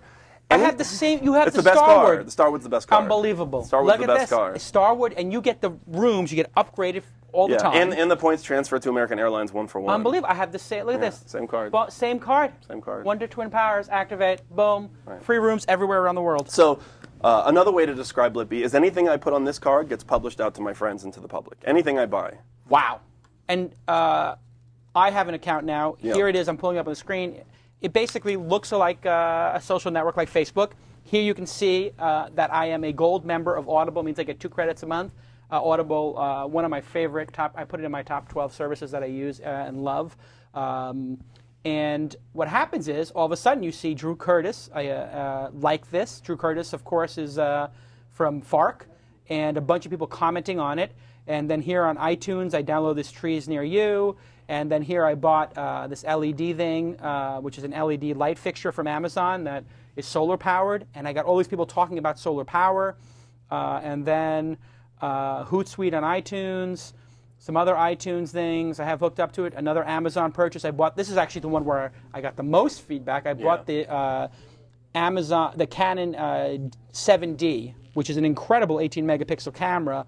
It costs $1,700, not cheap, but everybody goes crazy. And I got Leo Laporte and all kinds of other people, Rob Brown, discussing the virtues of this product. And it is unbelievable as a tool to actually understand what you're buying. It's like a pivot point around purchases. Yeah, the idea of Blippy is to not really tell people like what to do with the data. So there's a lot of different ways that people use Blippy. So there's finding out like what camera you're buying. I say, oh, I didn't know about that camera. That looks like an interesting camera. I might get it. Seeing what restaurant you're going to. We know of a nonprofit who's publishing all their transactions so they can add more transparency to their business. Oh, that's an interesting one. We know businesses that are using. Now imagine if you had everyone at Mahalo put their corporate, or everyone who has a corporate card, put their corporate card into a feed that's private that only you can see. You can just go to one place and you can just see what everybody's putting on their card. You can discuss it and say, what was this? How was this? Oh, that's a very interesting one. So we're seeing a lot of different uses. And the idea was to just sort of like put it out there, see not only how people are using it and what benefit they're really getting from it, but what they want to get from it. So we just launched about a week ago publicly. So it's been fascinating to see how people are using it. What's the biggest thing anybody's ever purchased on it? The biggest thing is a industrial freezer for a restaurant that somebody put on there that costs over $15,000. Interesting. What's more interesting is the smallest purchase. This is like a contest that's been going on, right? I saw this. People were like, somebody bought a cup of coffee or something for like $1.10. Oh, it gets worse. So there's all these people on the site who are competing for who can have the smallest purchase, meaning who can go into, it takes a lot of guts to go into a store, use your credit card. For 79 cents. For a 3-cent Tootsie Roll. And somebody really did that. Somebody did that. It's on the site. It's 3 cents at a liquor store. And of course, all the comments blew up. And everybody said, that takes a lot of guts. How do you do that? What was the previous record? The previous record before that, I think, was like maybe $1 at Target. Yeah. Something like that. Yeah, I could see $1 working. Yeah, $1. 3 cents was fascinating. Amazing. But it's beatable. 3 cents is beatable. Yeah, 2 cents, 1 cent. We'd Absolutely. like to see that. Fantastic. And so how do the merchants feel about this? Because I had asked you guys to put on Audible because I'm a huge fan of Audible. You guys put on Audible. I give you my credentials. You log into Audible, scrape the data. I've been using Amazon. I got a Zappos account. I find as a user now, this is how powerful this is, the idea of sharing around a purchase. That there are things I could buy at other places that I'm now buying on Amazon or Zappos. Like I wanted to buy some jeans. I'm buying my jeans on Zappos now because I want to share them with my community. Yeah. It's actually driving my purchase behavior, which merchants are on there. Well, let me explain real quick. We talked about how you can share credit cards. Right. We didn't really talk about merchants. So whether or not you're sharing credit card purchases on Blippy. Another thing that we do is you can, for example, give us your iTunes credentials and your iTunes username and password, and anything that you buy from iTunes will not only show that you spent $10 at iTunes, but will show which album you just downloaded or what movie you downloaded, the line item details. So if you buy shoes on Zappos, it'll link out to those shoes. If you buy a shirt on Threadless, we'll show which shirt you bought. Woot.com, we did a really cool integration with Woot. We do an OAuth integration where we don't need your username and password. We've integrated with a bunch of sites like this. Right. So in general, the retailers are thrilled because, like what you said, I mean, I'll just give you one example. I love Apple products. I'm a recent convert to Mac as of less than a year ago, and I needed a speaker dock for my iPhone. I went into the Apple store to figure out which iPhone dock I wanted, picked out the one I wanted, and then bought it from Amazon right there in the store. Wow. And the reason I bought it from Amazon is because with Amazon purchases, the actual line item, it will show not just that I spent $80, but I spent $80 and I bought this speaker set. And then there were, probably 12 comments from people saying, oh, I love that speaker set, or, that one's not as good as this one, or, that kind of thing. So I think in general, the retailers should be thrilled, and typically are. Hey, can we take the dogs out now? Because I think Fondue, at this point, is going to destroy something if we don't let her out. Hey, Fondue. Who's outside? Where's the mouse? Oh, yes. There you go. And I noticed I can't log into Amazon right now. How does Amazon feel about this? I noticed is Amazon on pause right now? Yeah, What's the going on? Amazon integration is paused. They contacted us. That doesn't sound good. Well, it is potentially good. Okay. They Explain. contacted us and wanted to do something more similar to the integration we have with Woot, which is where we're not asking for username and password, and we just have like a specific API that's just for us. And we're working on interfaces with a lot of merchants to just sort of make it easier for the user to connect those accounts to Blippy. In the case of Amazon, they contacted us. I'm going out to Seattle in a couple days to meet with them, and the idea.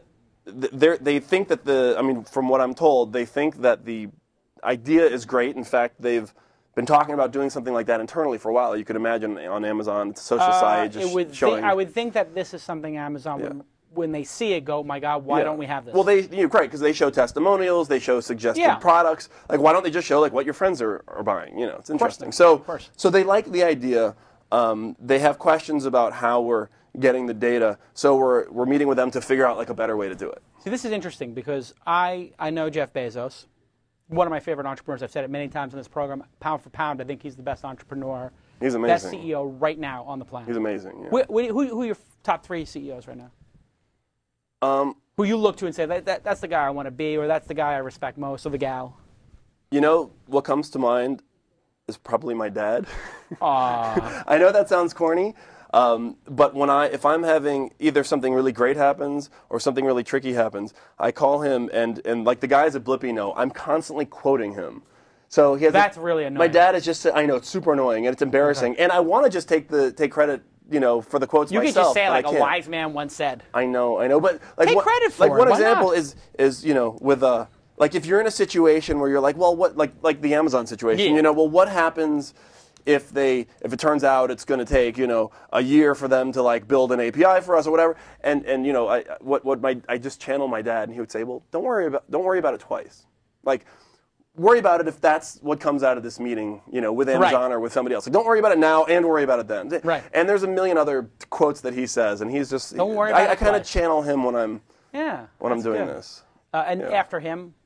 In the industry, people, who do you say like, man, that guy's pretty bright? Tony Hsieh. Tony Hsieh from Zappos. A lot of people go to Tony Hsieh from Zappos. I can't. Interestingly, he's now in some ways like the Bezos heir apparent. I have speculated on this program that Bezos bought Zappos for Tony, and that Tony will be running Amazon. Interesting. In 5 years. Because I think Bezos is going to get tired of this at some point and want to do the rockets and whatever, raise his family. Who knows? Maybe when he's 60, maybe when he's 65. But who better to run? Who would be better to run Amazon in the same vision as Jeff Bezos than Tony? There's nobody better.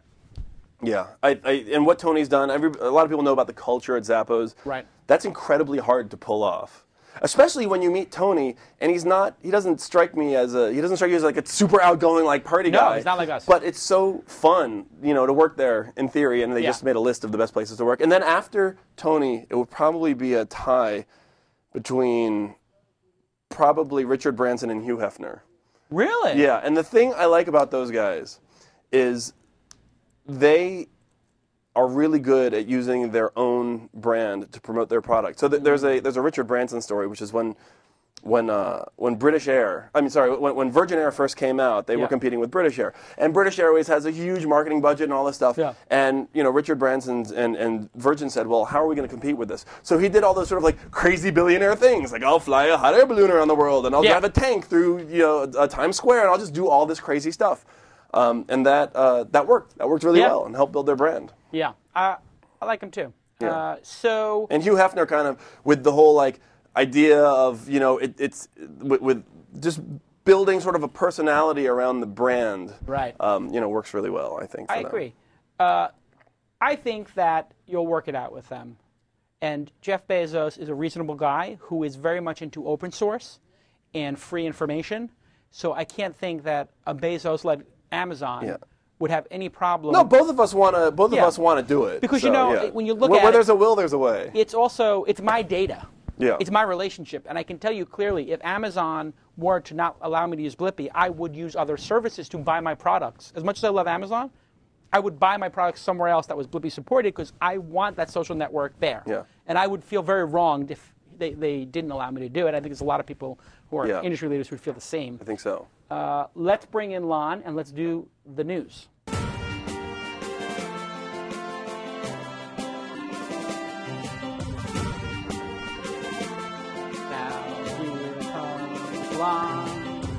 Lon is here. Hey, Lon, happy Friday. Lon is here, and it's Friday. Lon's looking forward to coming in Saturday and working on more Mahalo things. Every week. He'll be here Sunday for Code Jam. Lon is here with the news. You've seen the program before, Phil, so you a fan? You know the Oh, yeah. Big fan of Lon, I tell you. I'm a huge fan of Lon. Lon's looking good. Lon's looking good. A little more dapper. A little dapper. I cleaned it up. I like the shirt. Jacket we're going to work on, Tyler. Yeah. Yeah, Okay. the jacket we need. some ideas. Jacket, well, you have some ideas for the jacket? I like the jacket. It's okay. Sharp jacket. Thank you. We're always criticizing Lon's Finally a look. defender in here. Yeah. So let's get right into it. What is the first story in the news? The Dig overhaul. Let's talk about that. Kevin I do. Rose stated publicly discussing an upcoming overhaul of the Dig website. He says, quote, "We're making some drastic changes. People are going to be shocked at some of the directions we're taking." Among the hints, Rose acknowledged the placement of the Dig button and the navigation bar is going to change. Basic design stuff is going to change. Going to be an increased focus on images. The new version of the site will also have a more real-time kind of flavor. Going to be more recommendations for content. So, any more predictions about where Dig might be going or what the next step is for them? I actually have inside information. Oh, really? Yeah. And I would just like to say, there's somebody from Rewrite Web who now is watching the show and writing stories about what is announced on the show because this is a good place to get inside information. Like, nobody knows about the fact that Amazon has been turned off on Blippy. This is a major story, and that it's going to break. Whoever is the journalist watching this. Did you just break that? Is that Well, I mean, it's a breaking news thing. Well, you just noticed it on the site. Well, I noticed it on the site that it's been paused, and now you just said on the program that you're going to have a sit with Amazon. This is big news. It's big news in the sense of freedom of information and your data. I mean, I'm sure they'll work it out, but if they didn't, this would be like the equivalent of World War III. Anyway, just kidding. It's not World War III. I had sushi with Kevin, who, as you know, is an angel investor now. Yes. And so we're both exploring angel investments together. We have done one together, Gowalla. And our premise, both as angel investors, is that we will bring users and product suggestions with us as power users. And so you see that with Gowalla, the two of us tag teaming to help, make the product better and get people to use the product. And so during our conversation, Kevin and I talked about the future of Dig. I don't want to say anything and steal their thunder. However, what I will say is that the voting as a proxy for importance will be only one of multiple proxies for how important a story is. Voting is an explicit way of saying this is important. Right. Dig will now also contain implicit data. So if you were to tweet something, maybe that would count as a vote, perhaps. Right. Or if something was on the Facebook wall, maybe that would count if that URL was there. So instead of something having to be added to Dig, perhaps if it was shown 10 times on Facebook or Twitter, maybe it would automatically be put into Twitter, into Dig without it having to be submitted. Right. Yeah. So if you think about Dig represented people explicitly saying these things are important. But something has changed since Twitter turned the social networks inside out and searchable, which is with their API and everything. You know what's popular. So if you look at Dig today, you're looking at what has already occurred on Twitter in a lot of cases. The top stories on Dig are a reflection of what the top stories on Twitter were 15 minutes ago. That 15-minute is incredibly damaging to Dig's future. So they have to take that into account. And that's what you'll see, I think, is them taking more things than the explicit into account. I think it's going to take Dig from, it's 20 million uniques or 30 million uniques where it's sort of stuck at. Mm-hmm. They've been flat for 6 months or so. What's happened is they've reached their natural audience. And I think it could take them to another level. Right. It could help them break out. And so kudos to him for making a radical change in year 6 of Dig? Started in 2004. Sounds right. Something like that, yeah. 5? So this is year 5 of Dig. So I mean, to make a radical change in year 5 or 6 is pretty bold, and I think it's going to be very successful. Your thoughts, Phil? The big question I have is, will it make, as a reader of Dig, like 15 minutes doesn't really make a big difference to me. I just want to read funny stories, and I read Dig almost every day. Will it surface better stories? I don't know. As a user, I don't really care that much about the technology. I just kind of want to read some funny, interesting things. Right. So and do I need to read them 15 minutes earlier? Maybe. Maybe. I don't know. That might help. Might make it more interesting. It could. Yeah, and what will be really interesting will the stories be better? And will I notice? Will the stories be 10% better, 100% better? Yeah. I don't know.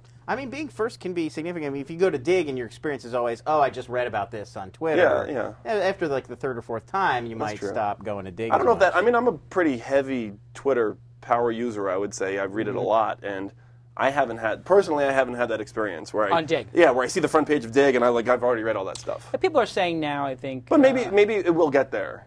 Yeah. Just a programming note. Following this program, immediately following it, after a 5-10 minute break, will be This Week in Android, a new show, and somebody who tweets. Tune in to TWiAndroid.com. TWiAndroid.com. Will win this phone during the This Week in Android program. It is episode 1 with Mark Jeffrey. Not necessarily going to be perfect. They're going to just figure it out as they go, but it's they can put the old flag on the ground next story. Your dog just let himself back. TWIA not available as a hashtag? TWIA.com not available. Okay. Oh no, you can use it as a hashtag. I'm telling you the domain name. Oh, the domain. TWiAndroid. And you know what? You're not going to Android. have to change Ustream channels. We're going to use this Ustream channel. If you're on this Ustream channel, the 672 of you will go right in after a 5-minute break. Can we play maybe a previous Ask Jason or something in the interim? We can pull that up on YouTube or something. Or we could play the fight scenes from Gladiator, perhaps. That might be funny. So you really like his lead-in? Yeah, but I'm the lead-in for This Week in Android. Right. And then, I don't want to jump the gun, but next Friday, after This Week in Android, will be another new program. But I'm not going to say what that is. I think I know. Next story. It's a bad year for VC deals, or it was. According to Dow Jones Venture Source, 2009 was overall a bad year for VC deals. Nevertheless, it ended with a solid fourth quarter. In Q4 2009, investors put $6.3 billion into 743 individual deals, up from $6.1 billion during the same quarter the year before, 2008. Also interesting last year, the healthcare industry received more VC dollars than the IT industry, and that was the first time that has ever occurred on record. So what's behind that trend, and what do you think we can look ahead for in 2010? 2010 is going to be a banner year. A lot of money is going to get put to work. People were very nervous in the first half of 2009, so people were not investing. In the third and fourth quarter, I can tell that something has changed. People are feeling more aggressive, and they're feeling good about the economy. I know because when that happens, I get associates. Associates are like the most junior level people at a venture firm, and they start emailing me to introduce their firm. and I get these 2 or 3 times a week because they want to invest in Mahalo or whatever, or they possibly want to invest. So those have been ratcheting up for me. You get those too, right? Yeah. So when you see those associate emails coming in, that means they're saying to those associates, get me deals in this vertical. So they might be saying, get me deals in human-powered search or in the content space or whatever. So that's what's happening right now. In terms of the change between healthcare and IT, healthcare costs a lot of money to get into. There's biotech, basically. Yeah. Massive amounts of research. What's happening is the amount of money it takes to run a startup is going down in the technology industry, in the IT industry. Servers are cheap. Bandwidth is cheap. Salaries are the same or a little bit higher. But the cost of doing business and creating stuff because of open source and commodity hardware and the development packages that exist, you can do much more with less. The cost of starting an internet company used to be, in the original phase, $5 million. And that was $1 million in servers, $1 million in an Oracle license. And you basically were out $2 or $3 million from the get-go, and not anymore. Phil, your thoughts? Well, first, I kind of feel like, does it seem like every year somebody says that, like the news is that VC is dead? And Yes. Like every single year. And then every single year somebody says, yes, but next year's going to be a big year. That said, it does seem, just as like guy on the internet, not necessarily, as entrepreneur or anything, things are getting really interesting, especially in Silicon Valley amongst early adopters, which is where a lot of this stuff starts. Yeah. Obviously, Twitter, the GoWalla, Foursquare, Google Latitude and Looped and all these things, and Blippy and Groupon and a lot of innovation. Yeah, there's just a lot of stuff that's happening right now that's pretty exciting. Revenue, with revenue. Yeah. With revenue and users. Yep.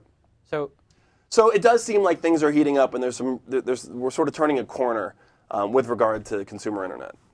There is so much money available in the world that it is a unique time that we live in. In some ways, it's like a Star Trek episode when they live in the land of plenty, except it's not evenly distributed. Right. And so that's the problem. There's a ton of rich people and polarization of wealth.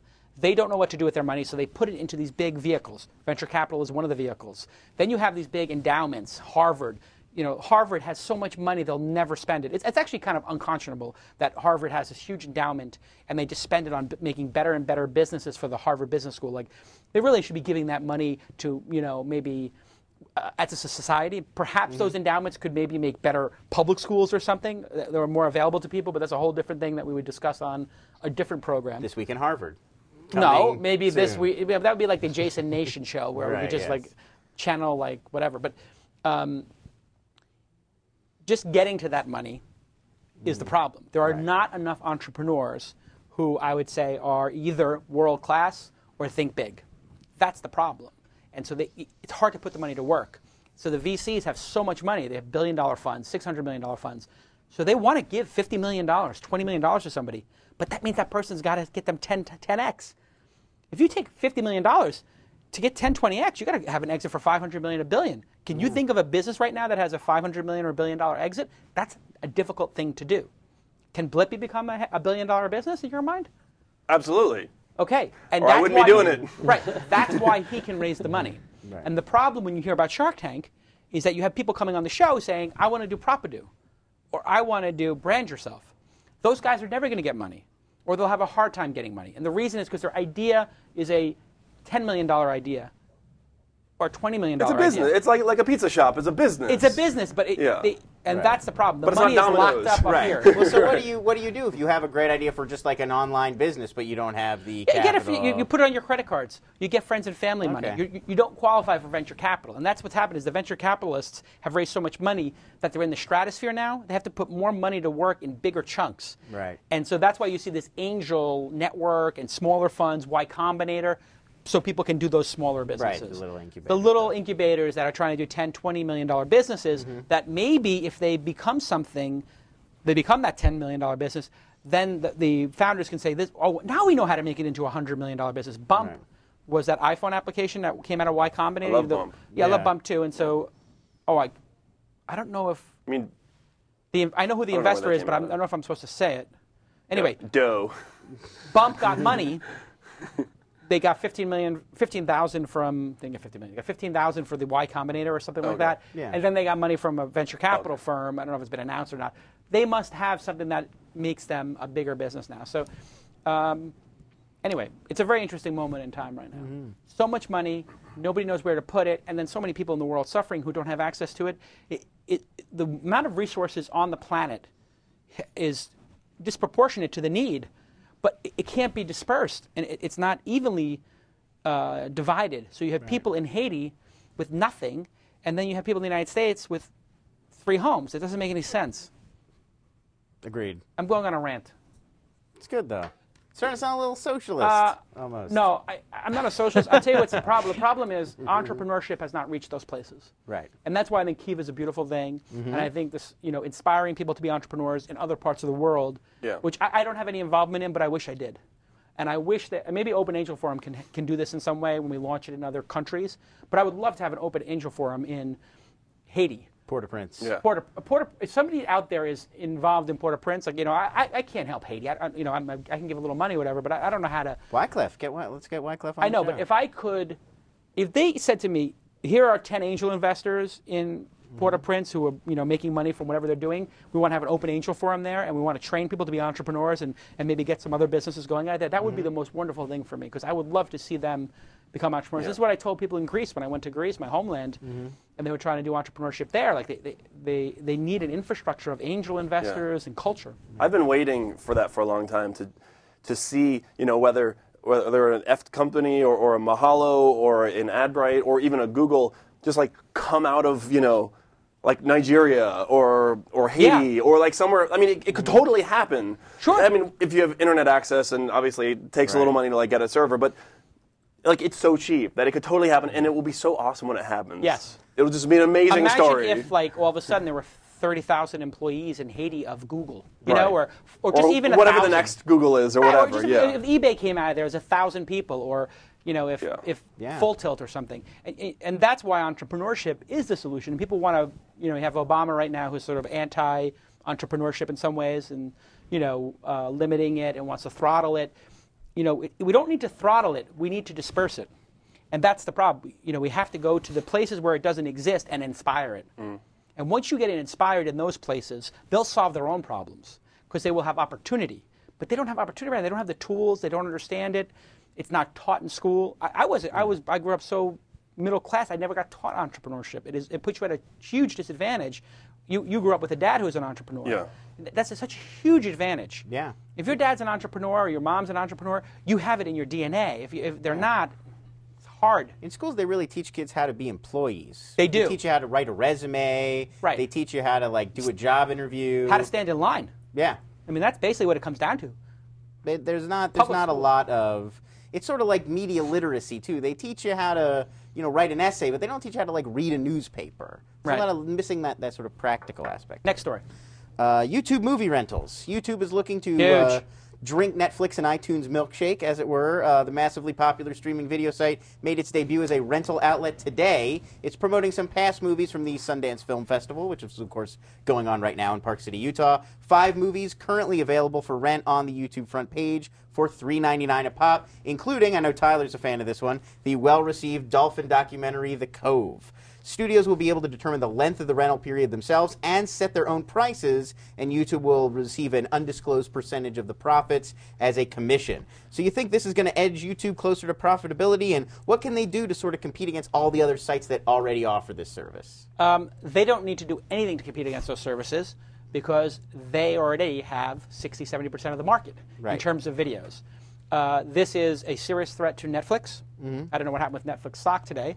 But I can tell you clearly that Google's footprint and Google's search results, if Google, when you search for The Cove, has The Cove come up as #1 in YouTube as opposed to on iTunes, Google wins. This is why Eric Schmidt is no longer on the board of Apple. Because Google would like to win the phone. They would also like to win the video and TV space, and Apple is looking to do that as well. This is a very serious threat. It's incredibly well executed, and yeah, it's pretty awesome. Yeah. I think it's pretty awesome, and it's great that they're finally getting YouTube to a place where it's sustainable revenue from something other than, lower 1/3 ads. Right. It's great. It's very cleanly integrated with their front page. That's what I noticed is the first bar up there, it naturally fits into the YouTube sort of Yeah, and you know what? format. I have 2 mini Mac Minis. One in my office where I have a flat panel TV in my house, and then one in the living room.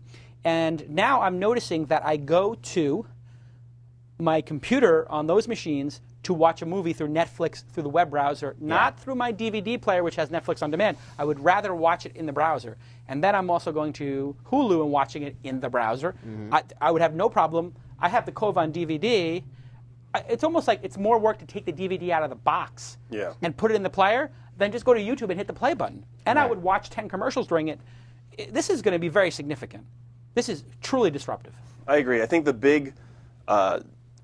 obviously, the big player now is iTunes. All my movies I download from iTunes. The fact is, iTunes is not a website. They're not in Google. They just don't exist. Right. Unless you go straight to iTunes.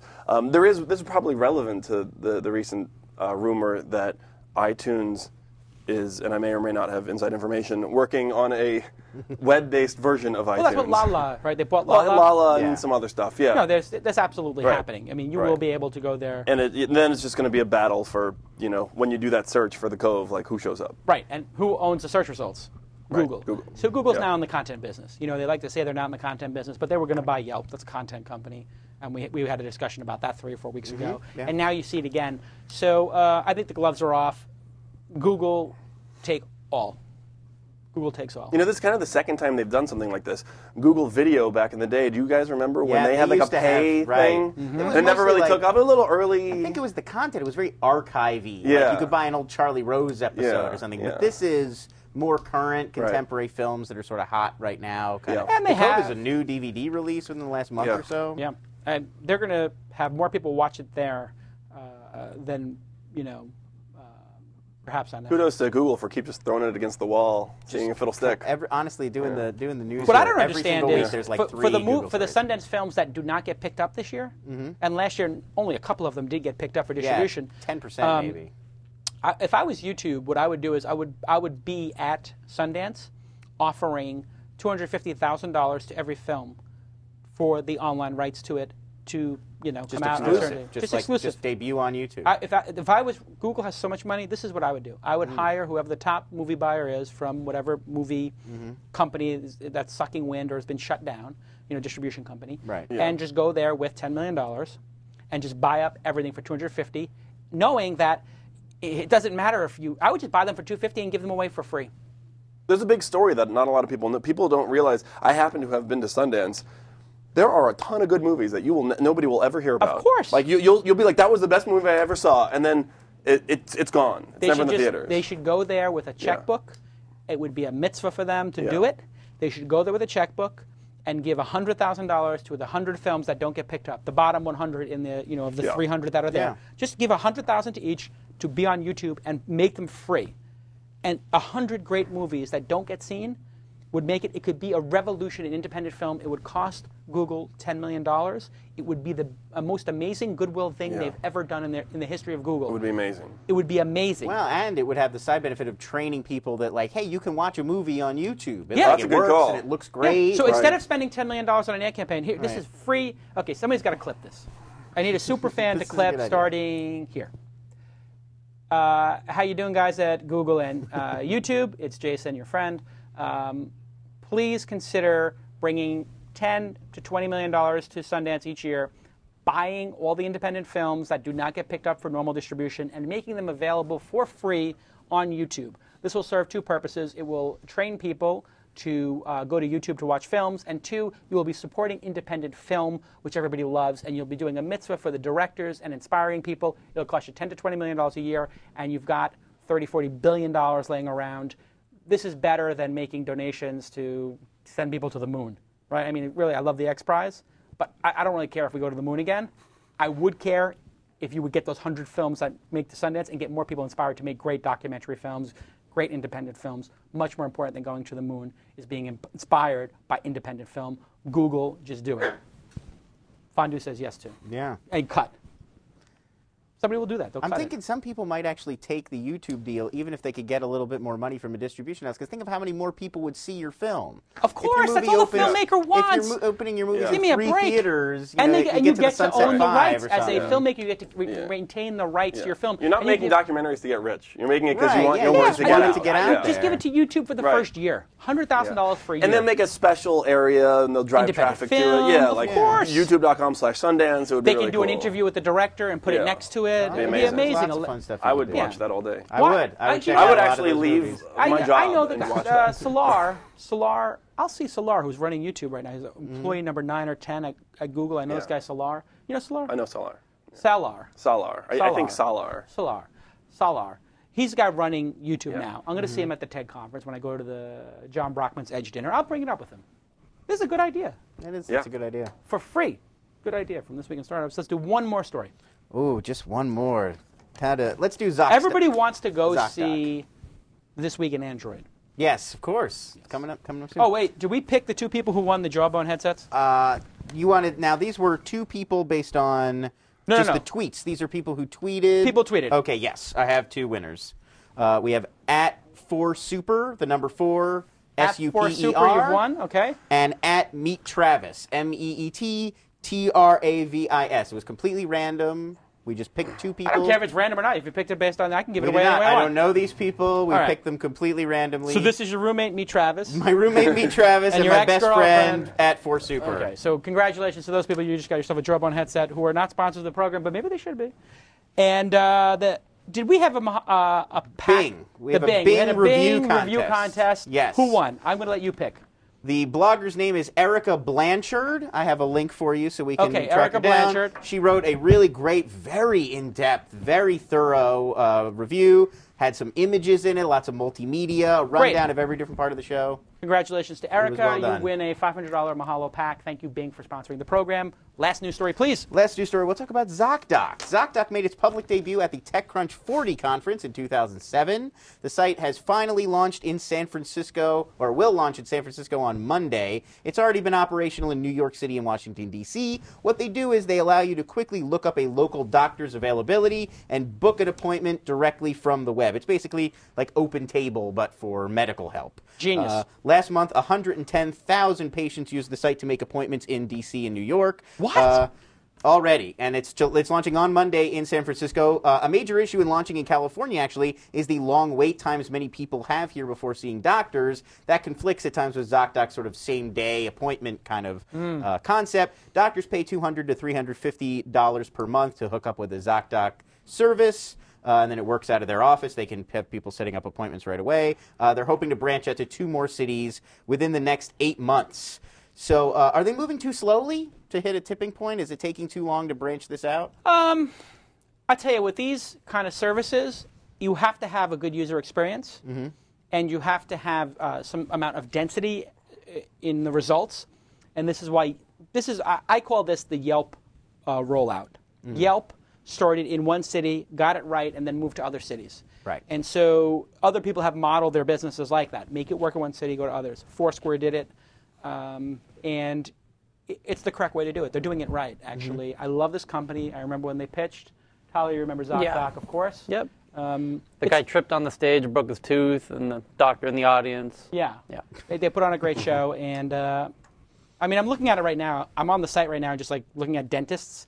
And it's like, here, this person is a dentist, and on Monday she's got 130, 250. I mean, this is what everybody wants, and this is what being an entrepreneur is around. Find a pain point and try to make a visionary solution to solve it that you would want to use yourself. And if you just look at this, your dad's a dentist, right? Yes. mean, he runs a dental office. He runs a dental office. I mean, would your dad not want to put the open appointments in here? When they open this in L.A., He's will be on on it it the first day. Of course he will, because what if you have, I mean, your dad probably works, what, 1.5 days a week? He golfs the other 3.5? He works about 3 days a week in that office. Okay, so I'm not exaggerating that much. No, not really. No. So he basically he works 3 days. He needs to make his bank that day. He sees 10 patients a day? Probably less, probably 8. Okay, so he's seeing, whatever that is that 24 patients? It's called 25 patients a week. That sounds right. You got to have 3 people cancel. Yes, that's all the time. That must be the most annoying part of his business. That is a huge part of the running a doctor's office. Now he will charge that person a cancellation fee of $50, and he'll double down and get one or two of those refilled. It's found money, and he doesn't have to sit there and play full tilt poker while he's waiting for his next patient to come in. What does he do during those breaks? Probably loses I have no idea. Paperwork or something. He's probably busy. playing full tilt poker He or keeps something, busy surfing the somehow. interweb. So Yeah, I bet. What do you think? Well, I was thinking about how they're just opening in San Francisco, and the question is, are they doing that too late? I always tell entrepreneurs to start small and really just kill it with like one group. And I don't know if that's geographically, like the way that they're doing it in New York, or with just one set of users. But Craigslist is a good example. It started in San Francisco, and then sort of word spread. In fact, a lot of the people who use Craigslist, I hear, are people who used to live in San Francisco who would move into other areas, and then of course tell all their friends about it. Yeah. Sounds good. This has been a great program. Thank you to Ustream for streaming the show. Thank you to Bing for sponsoring. Tyler likes the recipes. I like the maps. Perhaps Phil likes the video search with the previews. I know what you're getting at. I'm not getting at anything. I'm getting at anything. We know that. Lon, what do you like about Bing? I like the image search a lot, and I also like the maps. Yeah, you're a map I'm on Bing Maps now. So you really? Yeah. Is that your default? I use Bing Maps as my default now. Interesting. I like it better. And this is what entrepreneurship is about. We like to see a little competition in the space, so thank you to Bing. Of course, DNA Mail, everybody loves DNA Mail, WebSpy, and at PowerVPS. You should thank the sponsors. This is your Giri, G-I-R-I. It is your TWiST Giri, your honor to thank the sponsors on Twitter. And I will see you all next week. Thank you, Tyler, for incredible insights. Somebody please make a T-shirt that says, like sneakers at a funeral, and I will buy one, like sneakers at a funeral. That'd be a good one. You could have like a picture of a casket. Some superfan should make that as a T-shirt. I would like a superfan to make every one of those Tylerisms into a T-shirt, like a wheelchair at Disneyland, sneakers at a funeral, and betting against the Mayans. Japanese jazz. And Japanese jazz. Betting against the Mayans. That would be a good one. You could have like the Mayans around a craps table, and you could have like just the person there betting against them. Putting, what is that, on the cum when they bet against everybody else or something? Somebody make those T-shirts. They're waiting for you, and you could make the money from them. I'll promote them on the show. You sell them. Thanks, Lon. The news, very well done. I know that you had a lot more stories. What was is there another big story that we missed? Nothing huge that we have to talk about. I had a few more. We had we were going to talk maybe about ComScore, maybe about Seed, maybe about Let's talk about Rixty. ComScore. You want to do ComScore? I'll just squeeze one more in. In response to complaints from publishers that their traffic was being undercounted, ComScore is overhauling its entire system. The old system tracked small panels of users and then used this information to essentially sort of guess larger patterns. The new system is more of a hybrid, uses the panels, but includes actual records of recorded visits to the site, which they gather via tracking cookies. Finally. So now you sign up with ComScore, they put a cookie in your site, they use that actual data and balance it with their old system. ComScore says they already have 25% of the 50 biggest websites. Another 50% of top sites are willing to work within the system and will be integrating. If you already work with ComScore, you get an upgrade for free. Other companies will be charged $10,000 a year. Fail. Most of the companies switching over have said they've seen a traffic increase, but not all of them. A few sites have dipped. Would you sign up for ComScore with Mahalo, knowing that they have improved their system, and is it worth $10,000? I would like to say this to ComScore. I hate you. I hope you die and go out of business. That's how I feel about ComScore. ComScore has effed me for a decade. For a decade. I hate these guys more than anybody. Every entrepreneur out there should boycott ComScore. You should not pay them. They are bastards. I think that this company is holding back the industry. I think these are the worst people in the industry. Really, I honestly do. And the reason is they are gangsters and bullies. They want you to pay them $10,000 to get your numbers correct. Mm-hmm. And you know what? That is inappropriate. They came to me confidentially and said, we want to give it to you for free. We'll give it to you for free, Jason, so that you get other people to pay. And you know what I told them? Go F yourselves. I literally told them that. I said, I will never use your service. I hate ComScore forever. They purposely get your numbers wrong, I believe. And I've heard this from other people. I believe they purposely get your numbers wrong in order to get you to pay. And all of a sudden you pay and your numbers are correct. You know what that is? That's called... extortion? Extortion. It's a racket. I am disgusted by ComScore. I have always been disgusted by ComScore. And I will never work with that company unless... Oh, is this kind of turning into a jihad now? Yeah, all right. I was thinking we should get the gun. Wait. We just started the Open Angel Forum. We don't. No. Honestly. Speaking of which, Boulder, Colorado sold out for the sponsorships. Oh, really? Well, Yeah, 5. all 5. 5 for 5, Yeah. so nobody else can go. Anyway, let me just say this. ComScore is going to be crushed by Quantcast. And also, I have inside information that Compete.com. So this is another thing, if you're listening to the show, this is a third tip that you could actually have an inside information on that you can make a blog post on TechCrunch or Rewrite Web about. Compete is going to have this very soon, I believe. I've heard from people. So if you're an entrepreneur, you should support Quantcast, which does not charge, or Compete. Google Analytics has a product, and I believe, and I've heard rumblings that Google will turn their analytics inside out and start doing this. And then finally, ComScore will die the death that they deserve. And Like a tauntaun on Hoth. like a tauntaun on Hoth, we will eviscerate, we will cut you in half, and we will sleep in your bloody guts and bathe in the warmth of your death, ComScore. Like a tauntaun on Hoth. What do you feel about ComScore? I can't add anything to that. No, honestly. At AdBrite, we had to pay to get into the list. So they tracked our traffic. I don't know if it was accurate or not, but they tracked it. But to get into the list of top ad networks, so in other words, we would go to an advertiser and say, we're like the 4th biggest ad network behind Google, Yahoo and AOL. To get into that list, we had to pay, I think, which is weird. But nice. anyway. Like when they want to put you in those It's extortion. who's who books, but you have to pay to get your... It's pure extortion. I think every entrepreneur out there should tweet right now, ComScore is extortion, do not support them. Is that slander? Am I close to slander right now? Yeah, I think so. I think you're unless right they're... there. Wait, how do I, hold on a second. I don't want to slander ComScore. Let me pull it back. What can I say that I really think that these are bad people without, because I don't know. I think these are bad people, perfectly legit. Okay, so I think they're bad people. You can't make an allegation you can't back up. All right, so what allegations have I made? I think that, okay, I would not be surprised. Can I say that? I think Probably. it has to be that you are stating something and a reasonable person would believe that it is true, and then ComScore could prove that that it's not true. I believe. If you start with I believe, you're pretty much indemnified no matter what you say. So I believe that they kill puppies in order to feed people in the ComScore cafeteria. You could use the Sean Hannity trick. Some have said ComScore feeds puppies to one another. On F Company, we used to say, rumor has it. Yeah. Let me just say this. Happened.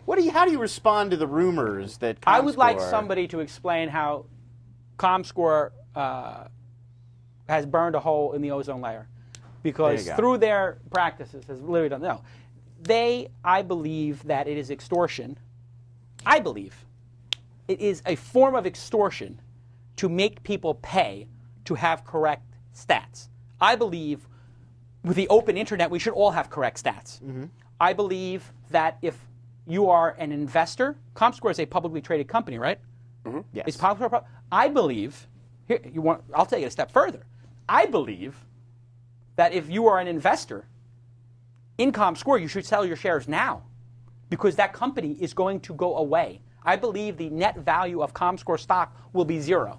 That's what Jason believes, personally. Right. I believe that all of the value in the company ComScore will be disintegrated by Quantcast and by Compete and other people who do not have extortion as their business model.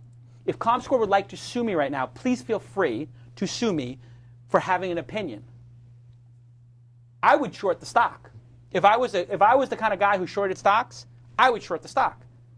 I don't know anybody who shorts stocks.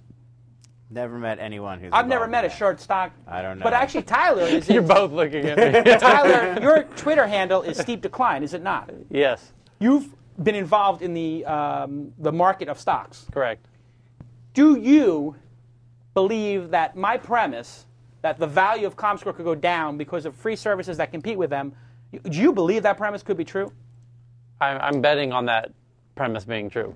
Oh, did you just short the stock? On the laptop before we talk? The market's it's past 1 o'clock. It's in after hours. Now everybody's racing to get their shorts in. If they have after-hour privileges, which I do. But how great would it be if after this rant on Monday, like the number of shorts, how do you know the number of shorts on a stock? You're not concerned about the number. No, I just want we'd be able to see it go up. you're just going to judge it by if the stock went down or not, and the volume. How great would it be on Monday if the stock went down 10%? If on high Comscore volume, stock went down on high volume, that'd be so great. I'm going to write an editorial about how I feel, man. Send it to 20,000 people. Comscore, it's rather inevitable because the transparency that they are fighting, tooth and nail is coming whether they want it or not in that space. Yes. I think you should all do a tweet right now that you've heard that Comscore kills puppies for their staff cafeteria. Some have said. Some in the industry are said. saying. The fact is, Google has better data than they do, and also better food. already. And also, when you go to the Google cafeteria, you're not eating dead puppies. It's a side benefit. A side benefit. Okay, that's called comedy. It's a joke. We don't believe Comscore is killing puppies. But we'd still like to hear what they have to say. I would like to know. Them address the charge. I would like to hear them address the charge Yes. of killing puppies. Phil Kaplan, so awesome to finally have you on the program. Congratulations on the success of AdBright. It's been amazing.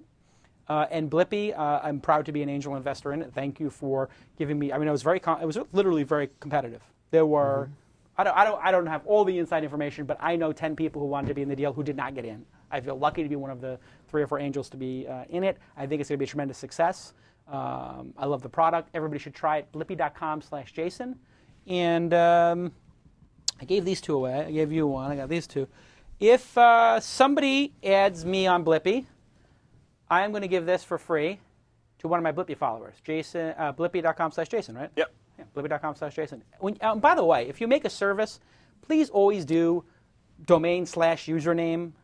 If it's a social network, it just works better. I know. I hate when I see domain/user/username or !user ID. Oh my equals, God, love of God. So anyway, we'll give this to one of my followers, and we'll see you all next time on This Week in Startups. Spiked out, I could trip a referee. Tell by my attitude that I most definitely from.